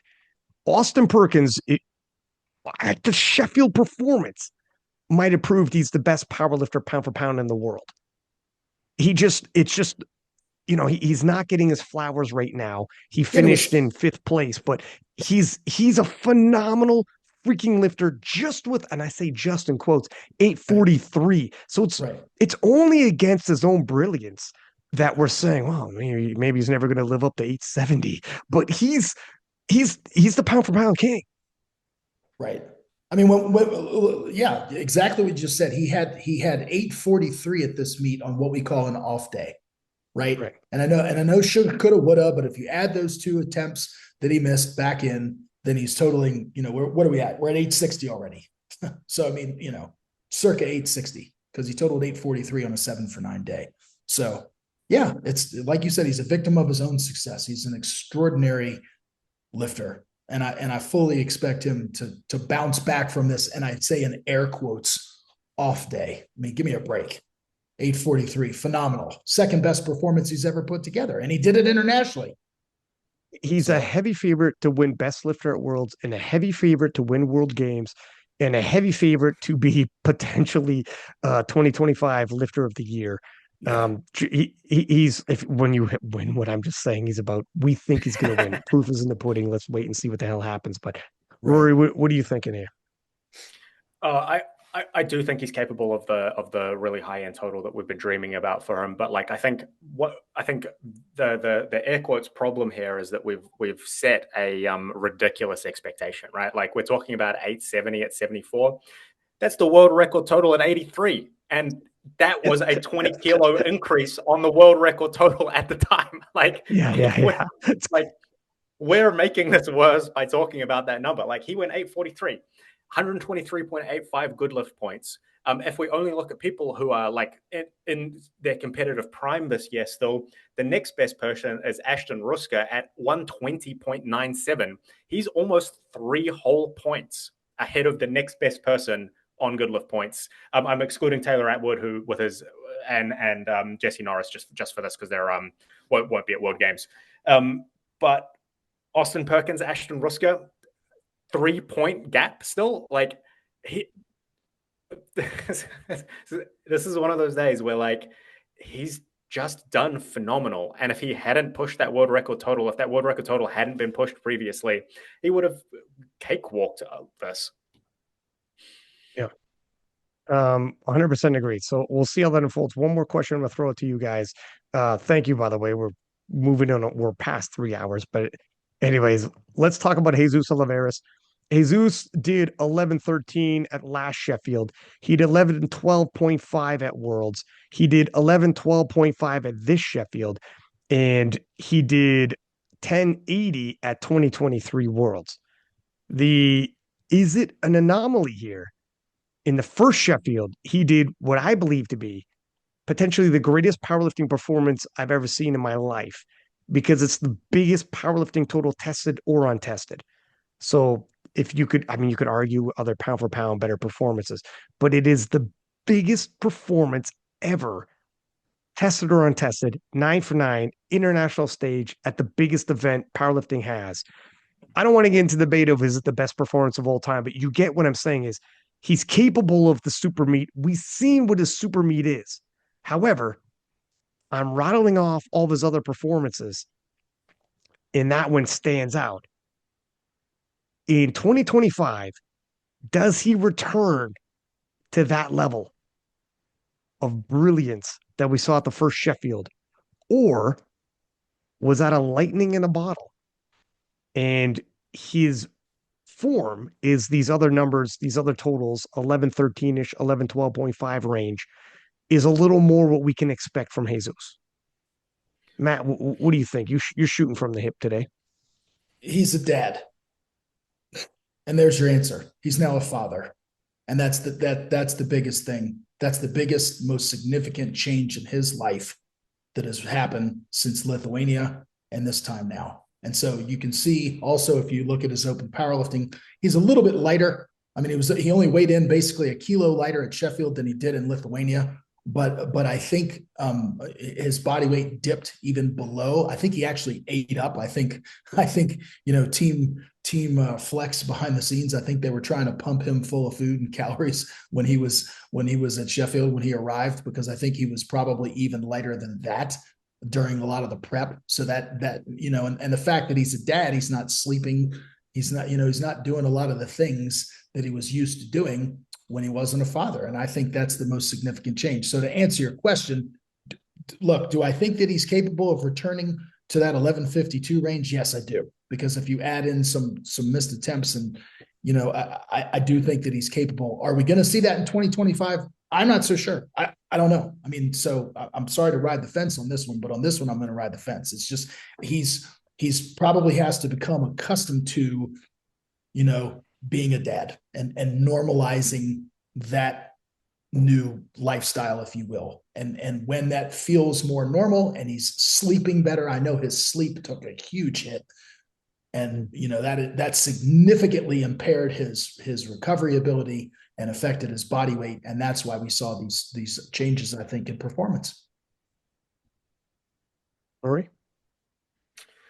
So I don't have any particular additional insights to add about his performance or why it's trending the way that it's trending. But I will say that as people get closer to being outliers, the more difficult it becomes for us to use our previous experience as a baseline to be able to predict what happens next. Mm-hmm. And so when we're looking at people moving, but people in the 74, 83, 93 kilo weight classes, we all know dozens and dozens and dozens of athletes in those weight classes. And particularly when we're talking about like not elite lifters, like when we're talking about people in the 80 to 90 good lift point range, like we all know dozens of lifters at that level. And so we can say with like reasonable confidence, like, hey, this person is capable of coming back to this form. With Jesus, we're looking at a human who's 180 kilograms, literally the strongest man to ever walk the earth. I have no basis for comparison. Like, who else has totaled 1152, taken a hit on their total, and then bounced back from that? No one, because nobody's ever done that before. Like, there is no basis for comparison. So is he capable of returning to that? Like, maybe. I suspect so. 2025, I'm 30% confident it could happen this year. But like, even that, I'm really reaching. Because there is nothing else to compare this to. Like we're comparing him to himself in the past, and he's just you can't step in the same river twice. Like the Jesus of 2025 and the Jesus of 2023, they're just like different people. He's living a different life now. He's 2 years older. He's 2 years wiser. He's a dad now. He's like, I don't know. All right, let me great answers, by the way. I think Jesus can do it. He said in a post he needs 2 more world titles and 1 more Sheffield. I would love if he's, and I don't know if he's saying he's like retiring after that or whatever, but that's what he said he needed. He didn't necessarily say I'm leaving the game after that, but that's what he wants. And obviously the world titles, I don't see anybody catching them out there in the world unless somebody emerges real quick. Those world titles are up. Sheffield, he's going to need to have another 9 for 9 stellar, oh my gosh, performance. It'd be crazy. And if he did retire after that, he goes out like the way he came in terms of like that'd be poetic as well. That'd be a great story. We'll see how it shakes up. I just want to say, like, hats off to Waskar who had a Sheffield performance. He didn't have early on the day he wanted, but he got that last deadlift, broke the deadlift world record. Like you said, Matt, you guys were targeting. And what a frick. And I'm always like, I want a celebration on the platform. It's great for sports to see the celebration. And he gave us that dramatic celebration when he broke the world record deadlift.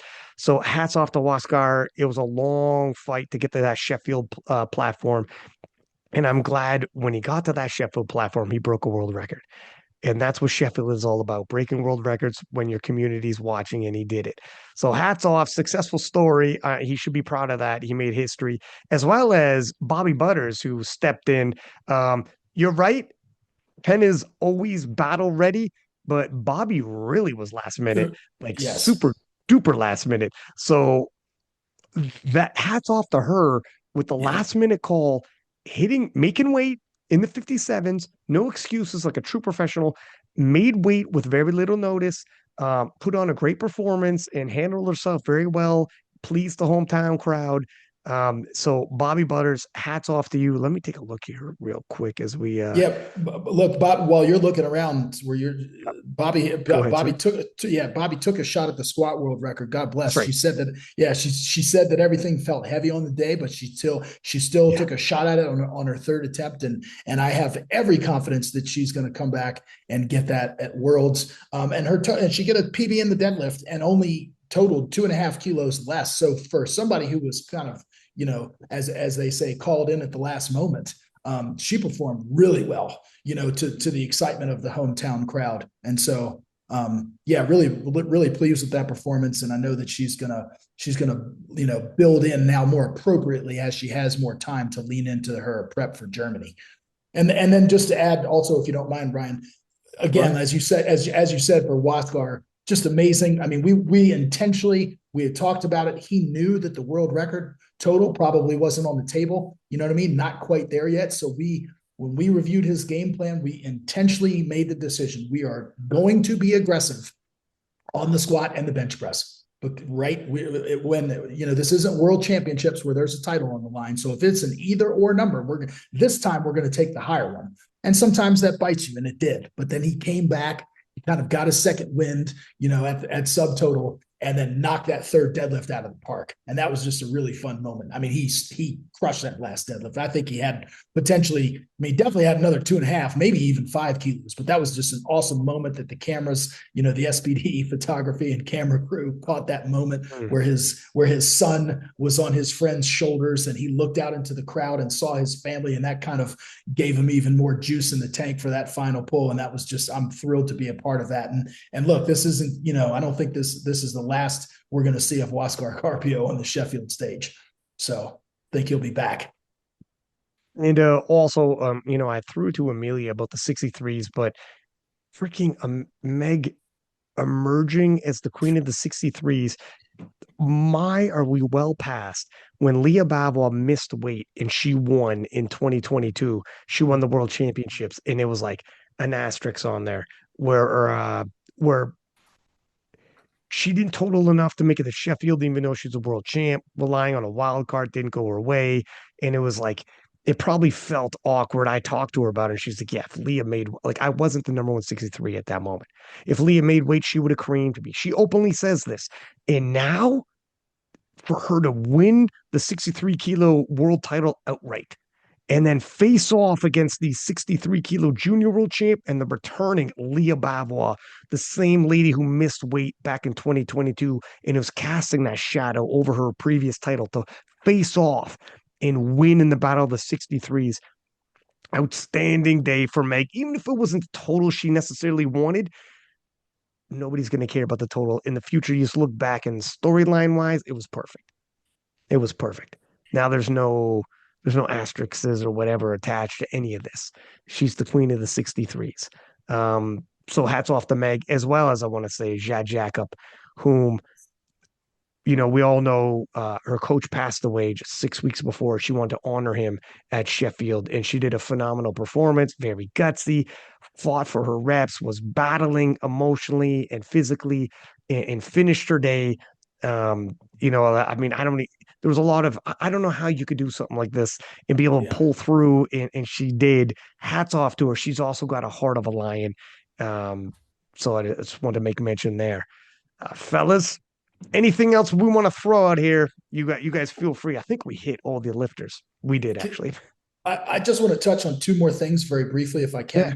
Just really hats off. Kasim saying, sorry. Yeah. Go ahead. No, go. We'll talk about Kasim Sen, and then at the end, I'll kind of throw in my finishing touches on 2 things. Okay, perfect. Please. Kasim Sand as well.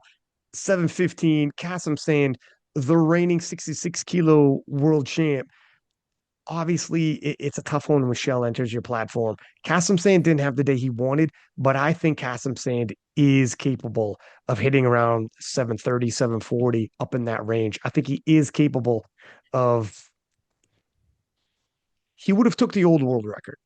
Now that Chel's here, everything changes. But Kasim Sand, in compared to his contemporaries, Jonathan Garcia, Daniel Clements, Panagiotis, and all of them, Kasim Sand is still right up in the mix. And when he has a good day, he's dangerous. I want to see Kyoto back. I want to see who US puts forward. I want to see the rematch between all the 66s at World Games. I want to see all of that. And Chel won't be there at World Games in the 66s anyways. No, that's right. He won't. No, he can't be. That's right. So there you go. Kasim Sand has his moments. Bright future for Kasim Sand. It didn't go the way he wanted on that day, but that's the way the cookie crumbles. Yeah, I was going to say with Kasim Sand, he put 10 kilos on his subtotal, right? Because he got a 5 kilo PB in the squat and a 5 kilo PB in the bench. And then it's just, he's got to get this deadlift issue sorted, because that's twice in a row now where he's lost his grip or three. It's a 3 times, Rory. Three times, yeah. Yeah, 3 times. I was actually talking to his coach, Peter Lucy, and I think Peter said as much as well, that he's, when you grip, when you do a sumo deadlift and you take a very narrow grip like that, you grip on the smooth of the bar, taking that hook grip, you're running the risk of this happening. And now we've seen that 3 times in a row where the bar has popped out of his hand. It's not a strength issue. He came back and fixed it on his second. Then, of course, he went up for the world record to try to beat what, Chel had pulled on the third, and it just wasn't there. But, yeah, to your point, Ryan, there's more meat on the bone for Kasim saying he is capable of totaling more. And I think his arrow's pointing up. He's just got to get that deadlift grip, that technical issue sorted. Yep. It looks like he's already changed that. On his Instagram story this morning, he was mixed gripping in the video, and he commented that he's not hook gripping anymore. The caption was like, "Fuck your hook grip" or something. So like he's gone. Look, I need to make a change, and he's just done it. The other thing is Kasim San's really light. Like he walks around at about 66. Like he has a little bit of room to grow if he wants it. That's right. Yeah, he didn't have to cut at all. He just pretty much walked into the meet as is. I also just wanted to say hats off to Ashton Ruska. To say that, dude had a legit injury, right? I mean, he kind of played his cards close to his vest, but with that pec injury, I think we've said, look, he's a 215 bencher, and to come out and to only hit 180, you're automatically taking 35 kilos off your total. And I ask every other lifter to go ahead and take 35 kilos off of your total or the similar percentage and see what happens. And so, he still was able to get a world record in the squat. And I think, it's amazing that he missed his second deadlift on a technicality and at pulling sumo, and then comes out for that third pull, switches up conventional. I was like, oh my God, he's walking out, he's going to pull it conventional, and actually pulled it, but again, missed it, kind of on a technicality. And what Ashton said after the fact was he didn't think that it was really a strength issue. He was just out of practice. He hadn't pulled conventional in so long that's why it was just a little untidy. The bar path wasn't, I think, what he was used to. And so had he been practicing more conventional and done the switch up, then maybe he would have made that. But just kind of a heroic performance by him, just still coming and still competing and throwing your hat in the ring and still being kind of relevant in the conversation until those last pulls. And then the final thing that I would say is just with Jurgens, because we didn't touch on him too much. Jurgens had the prep of his life coming into this meet, and I don't want to reveal all the specific numbers, but he did squat over the world record squat in training, the former world record, and was primed and ready.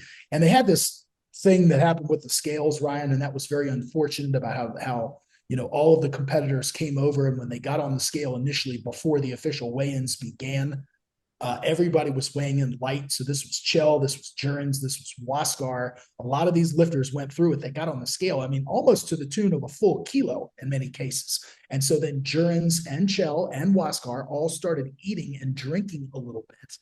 And then they recalibrated the scales kind of midway through the weigh-ins, and then they all got on and were heavy. And so then Jurgens had to take some drastic measures to lose the weight that he'd put on through nibbling and through eating a little bit. And that kind of, he had to force himself to throw up. And I think he even ran back to the hotel. I think he kind of detailed that on the Sabado Sessions podcast, where he actually had to run back to the hotel and either do a quick hot bath or steam shower, or something to that effect, to get off this extra body weight. So the whole weigh-in process for him was just a series of unfortunate events, and so didn't quite have the day that he had, but I look forward to him rebounding at Worlds. And look, he's still the reigning IPF world champion. It's still his title to defend at Worlds. And I know that he's going to go back into the lab with his coach, Christian, and likewise with Ade, right? Ade, missed more lifts than he wanted to. And one of the coolest parts of the meet, and then I'll close on this, Ryan, one of the coolest things of the meet was at the end, was we were in the hallway. This was after Waskar's deadlift, and I'm in the back, and I'm standing right in front of the monitor with Jurgens and Russ, and we are watching Ade's third pull. And I know that Russ didn't think that he was going to get it. And we were all shocked at how fast the bar locked down, how quickly Ade stood up with that, and then his right knee kind of hyperextended. And I think he lost his balance. Quite frankly, I think Ade was surprised that the weight was going to come up that fast. And it just, it caused him to hyperextend his knee. And of course, he lost his balance. And it was just like, man, Russ almost had a heart attack looking at the monitor, because he was like, oh, I know Russ didn't expect him to be that close. I had seen some of Ade's training and knew what he was capable of, and so did Jurgens. And so we kind of thought that wasn't too far out of the realm of possibility. And it was just one of those, really close deadlifts, but just a cool moment to share that with those guys in the back. Just an incredible sports moment. And I think it just, as we've said throughout this entire podcast, when you have competitors at this level and everybody is so strong and they are so tightly grouped, it is going to come down to who makes lifts and who doesn't, right? And so just making more attempts at the end of the day boosts your total up so much more and puts you in the prime position to take the bags at Sheffield. Yeah, Ashton, absolutely phenomenal squat. I know he's injured, which affected him in the last two lifts, but 375 kilos for a squat at 105 is freaking crazy. The guy is crazy strong. I want to see him at 100% again. So hopefully he heals up. And a note on both Jurgens and Ade. First off, Ade, monster deadlifter. I anticipated this much. He told me he was going to end up loading around this much, and he was full well capable. When Ade is he's young. This is his first big battle. This is just, we're just getting a taste. This is an appetizer for Ade. We're going to move forward, and Ade's going to have some crazy battles with Joey B and Jurgens, and him and Joey B are like a couple years apart. They're going to have tons of battles back and forth. So just put a pin in that. This was just more of an appetizer and a sneak preview for Ade. And in terms of Jurgens progress, 852.5 on a bad day. That's a bad day for Jurgens now. Yeah. He won the world championship with 845.5. This is a bad day for Jurgens. He did 852.5. He's still improving. Oh, yeah. He's still improving. It wasn't the day he wanted, but there's a lot of reason if you're a Jurgens fan to be happy with this performance due to that. So Jurgens, it ain't over for Jurgens. He's getting better and better. And by the time Worlds rolls around or whatever his next competition is, I would full well think that Jurgens is going to be 860s, 870s, and he'll put forth a big total. Anything else? Anything from you, Rory, before we close it out? You all good, sir? I think only thing that I want to say that is, I guess a little bit after the Sheffield review, but I do just want to say next year Sheffield sold out in under 24 hours. Yeah. And I think that is a testament to the quality of the lifting and the production quality of this year's event.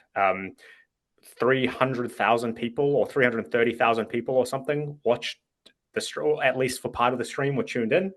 I believe the average viewer count this year was higher than the peak viewer count from last year. The average watch time was up like 5 minutes from last year as well. So like average person tuning in for like 40 minutes or something, 38 minutes. And that was only the people who watched it live. And then there was a bunch of people who watched it, like me. I watched it in pieces after the event because I didn't actually get to see very much despite being there. But like I'm fully caught up now. And there's a bunch of other people who will have, watched the squats before work and then come back and finish watching the bench and the deadlifts or something like that. So I'm already excited for next year.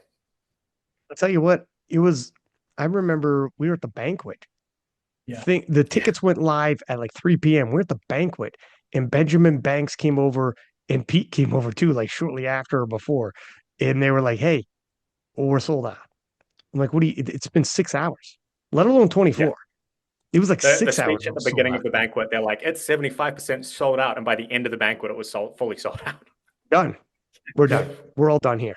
And nobody knows who's going to be at the next Sheffield or anything. It's that just tells you we as a sport have outgrown that particular. This next Sheffield will be the last one at that arena, that venue, and then we're going bigger. It's time. It's time. Yep. And they will fill 5K. They will fill 6K or whatever the next. And then year after year, they slowly creep it up. You don't take too big of jumps. They're smart. They know what they're doing. Let me also say, I was going to save this for a bigger discussion, but I'll throw it out there because I put on a poll. In the 2020s, we're 5 years deep. We're half a decade through in the 2020s already. Where's time go? But we've had 3 Sheffields, and I said, is Pete Spence meet director of the first half of the decade? And I got, I got some powerlifting nerds in there, and I don't want to get into a huge debate on this one because I think this would be a very interesting. When you can have goat talks and stuff like that, you start running out of different themes to have it. So I thought I found one with meet directors. We very rarely, who's in your top 5 meet directors of all time or whatever. So, anyways, just talking about the first half decade of 2020. So I'm like, I would say Pete Spence. A couple of individuals came in and said, running a single day event is a lot easier than running a 7-day event logistically. And fair, international, fair. Then I doubled back and said, however, some people have been running these world's 7-day events for decades and know the blueprint. And you take the blueprint. This is how many teams you need. This is what you need to do. Not that it's easy. I'm just saying there's a blueprint that you know what to do, and the people who are around you have probably already done it as well. And you probably have already done it as well. And the IPF has already done it as well. And everybody's already done it for decades. I'm not saying it's easy. I'm just saying you know what to do because people could tell you what you have to do. More difficult, what Pete Spence did, and I know it's more than just Pete Spence with Sheffield, but we're just doing meet director. But to do what nobody's ever done and completely innovate and literally change the game. Literally change the sport and the game with Sheffield. And now we can never go back. We never again, not a single powerlifter, not a single powerlifting fan who viewed Sheffield, we can never go back because that's the standard we accept. That's the standard we expect. And now every single other competition has shifted and changed and stealing ideas from Sheffield, etc. And that, to me, while I agree, the meet directors, all the meet directors, there's probably phenomenal. But I think there needs to be, I think it's harder in a lot of ways to innovate and literally be like, what I'm going to do what nobody's ever done ever. And there's no blueprint. And this can completely blow up in my face, or it might change the game. And he changed the game. And all of Rory's stats, I was going to throw this out there as well. Year over year over year, bigger and bigger and bigger. It's crazy. This is not a flash in the pan. What happens when you see it? Do you get bored of it? No.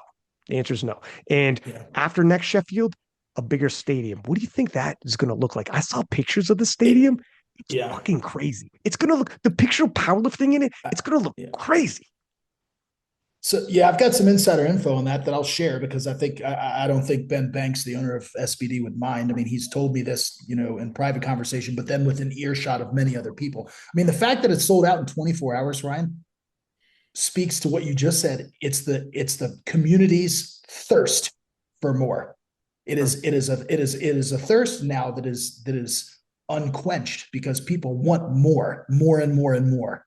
And so that speaks to how monumental, as you said, this leap that Pete Spence and SBD have taken this sport to. And so when we're going to have one more at Sheffield Hall, and then it's going to go into the arena, which is shaped like a horseshoe. And my understanding is that they can section it off. The maximum capacity at that arena, I've been told, is 14,000.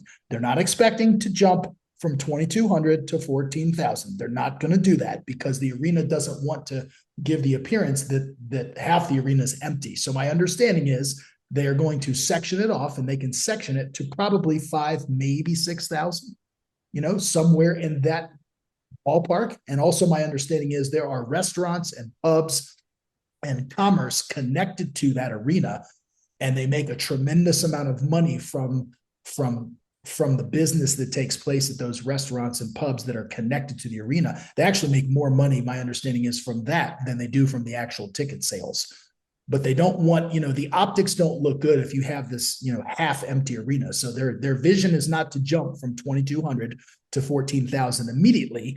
It's to probably go somewhere in that 4,000 to 6,000 range is my understanding. And they can section it off, and it will give the optics, it will make the arena still look full. It will appear as if it is at max capacity because they section off the seating appropriately.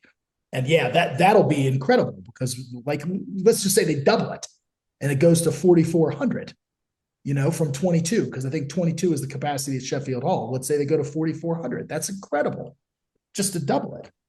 And I think we're all probably expecting that it will go to 5,000 or 6,000. And then you can incrementally, over the next couple of years, extend it out. Maybe it's 7,500 the next time. Maybe then it's 10 grand. And then maybe you hit the max, whatever.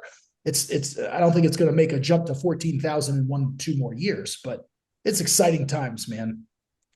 That's exactly what the plan is, by the way. It's just Yeah, section it out and you go piece by section. piece. So you'll be shoulder to shoulder, same vibes, and it That's looks it. absolutely insane. And Insane. when people, I've had people be like, "Dude, you're so pro SPD. You're so what the hell?" It's like, my friends, all of us in this conversation. I was around long before when this is all just a dream. When Russ was on the podcast, in the live studio podcast we did, Russ was like, I was asking about his impression of Sheffield. He was like, dude, this is exactly when I first got in powerlifting. Wouldn't it be so cool? Because a lot of powerlifters would have entered a sport that feels niche. Russ's first world championships, we were in a high school gymnasium. You understand me?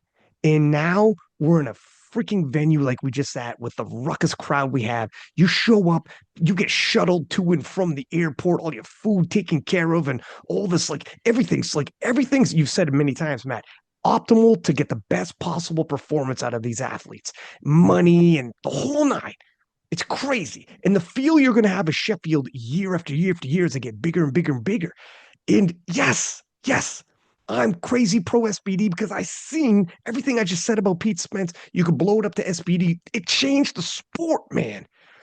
It changed the sport. Like, freaking, what are we talking about? If you can't experience Sheffield and not leave and be like, if SPD didn't exist or Sheffield never happened, do you guys understand? I don't know. I'm at a loss for words when people are like, "Why are you so pro?" I fucking feel like you're too pro SPD. Well, I don't know, man. I've been around a long time, and a massive shift happened as soon as this event happened, and I'm very grateful. Sorry, I've never been a part of anything like this. You know, I'm pro powerlifting, and therefore I'm pro SPD, right? That's Like right. I want to Yeah. see powerlifting grow. SPD putting on Sheffield, actually, like even before that, like SPD creating like an improved wave of powerlifting equipment for raw lifters, that was good for powerlifting. They do similar things for like strongman, for example, but Sheffield is good for powerlifting. SPD sinks so much money into that, and I've seen a few people be like, "Oh, like it's a money grab from SPD." They are 100% losing money on this. Oh yeah. Like I back of the napkin math some of this event, well into the seven figures to run this event. and that's Yeah, just they're my getting a little. salary. Yeah, that's just Ryan. By the time they pay for me and Matt to Exactly. fly out there as well, no, like well into the seven figures, they make a little bit of money back from ticket sales, but like ultimately, like yeah, it's a marketing event, it's a branding event. Like people look at it and they go, oh look, everyone here was wearing SPD sleeves. I want some SPD sleeves. Yeah, cool. But like at the end of the day, they're making the powerlifting pie bigger. Like it's good for all of us. Right. Yeah. This is the dream come true. They've changed the game, and I love it, man. And I think to your point, Ryan, when it is difficult to compare meet directors who put on week-long events like a world championships and someone like Pete Spence who does it in one day. And I think it would be wise for the IPF brass and the production teams on the IPF level at world championships to look, we don't expect them to carbon copy. This is, you know what I mean, Sheffield and turn it into a 7-day event at a world championship. But what they can do is strategically cut and paste certain snippets and certain things and use pieces of this recipe to craft their own to improve the world championship experience, right? And that probably goes all the way down, right? Like, so yes, world championships can do that. But then also like there are meet directors who specifically run meets for new lifters, and they run like a 1 day, 2 or 3 session. They put through 60 lifters. That event needs to break even on its own merit. They can't sink millions of pounds into it to make it Sheffield, and nor should they. But that doesn't mean that they have to just let it be what it's always been either, and that there are things that you can take from Sheffield and you can apply to an event like that like improve the experience for the athletes, for the coaches, for the audience, and so on. Great. Yeah, and I'm a super pro heavy IPF worlds as well. People have said, how many times have I said on the powerlifting podcast, on this podcast, how much of an event it is and how special it is to have that event. And to an extent, I ain't mad that they're different. Like, I love I love the fact that Worlds is direct head-to-head classes that clash. In the 6 battles, 66 happens, and the battle 83s and the 63s and whatever. I love those head-to-heads. I love them. I love the multi-day event. Who's today? And then I love the whole, it's international and everything about it. And I love that it's straight kilos. And I also love the fact, and I ain't mad at the fact that it feels a little more Olympic style the way it's presented. I ain't mad at that at all. You like that? That's how you picture a world championships. And I love that Sheffield is entirely different with the formula and the feel. And I love that it's different. I don't want the same thing twice in the same freaking year. I got a lot of it at Worlds. Don't give me another Worlds. What's the point of that? I love that they're different. I love that the Sheffield formula is not based off of a normal formula. I love it's different. Give me different. I think it's perfect right now. Wouldn't change anything. I'm very, very, very, very happy. I'm very appreciative. To your point, Ryan, it's what makes it special, right? Yeah. When it becomes the norm and it's the same way at all the events, then it's no longer special. God bless. So listen, guys, let's wrap this bad boy up. We're going to start getting 4 hours if we don't be careful here. So, gentlemen, super appreciative of you guys. You freaking know I love you both. I'm glad those other guys are gone. Amelia, Eric, because I couldn't say that with a straight face and be honest, but I can say that to you guys. I love you guys. Thank you for being on. Both you two. Hey, fuck those other guys. I'm the new guys. You guys are the OGs. You guys are the OGs who were here from the very freaking start years back. So anyways, super duper appreciative. Thank you for coming on again. We'll do this. God knows when. We'll jump in our DMs and we'll put together another podcast. All right, fellas, and everyone listening, until next time, 6-pack Lapadat, 6 up, and we are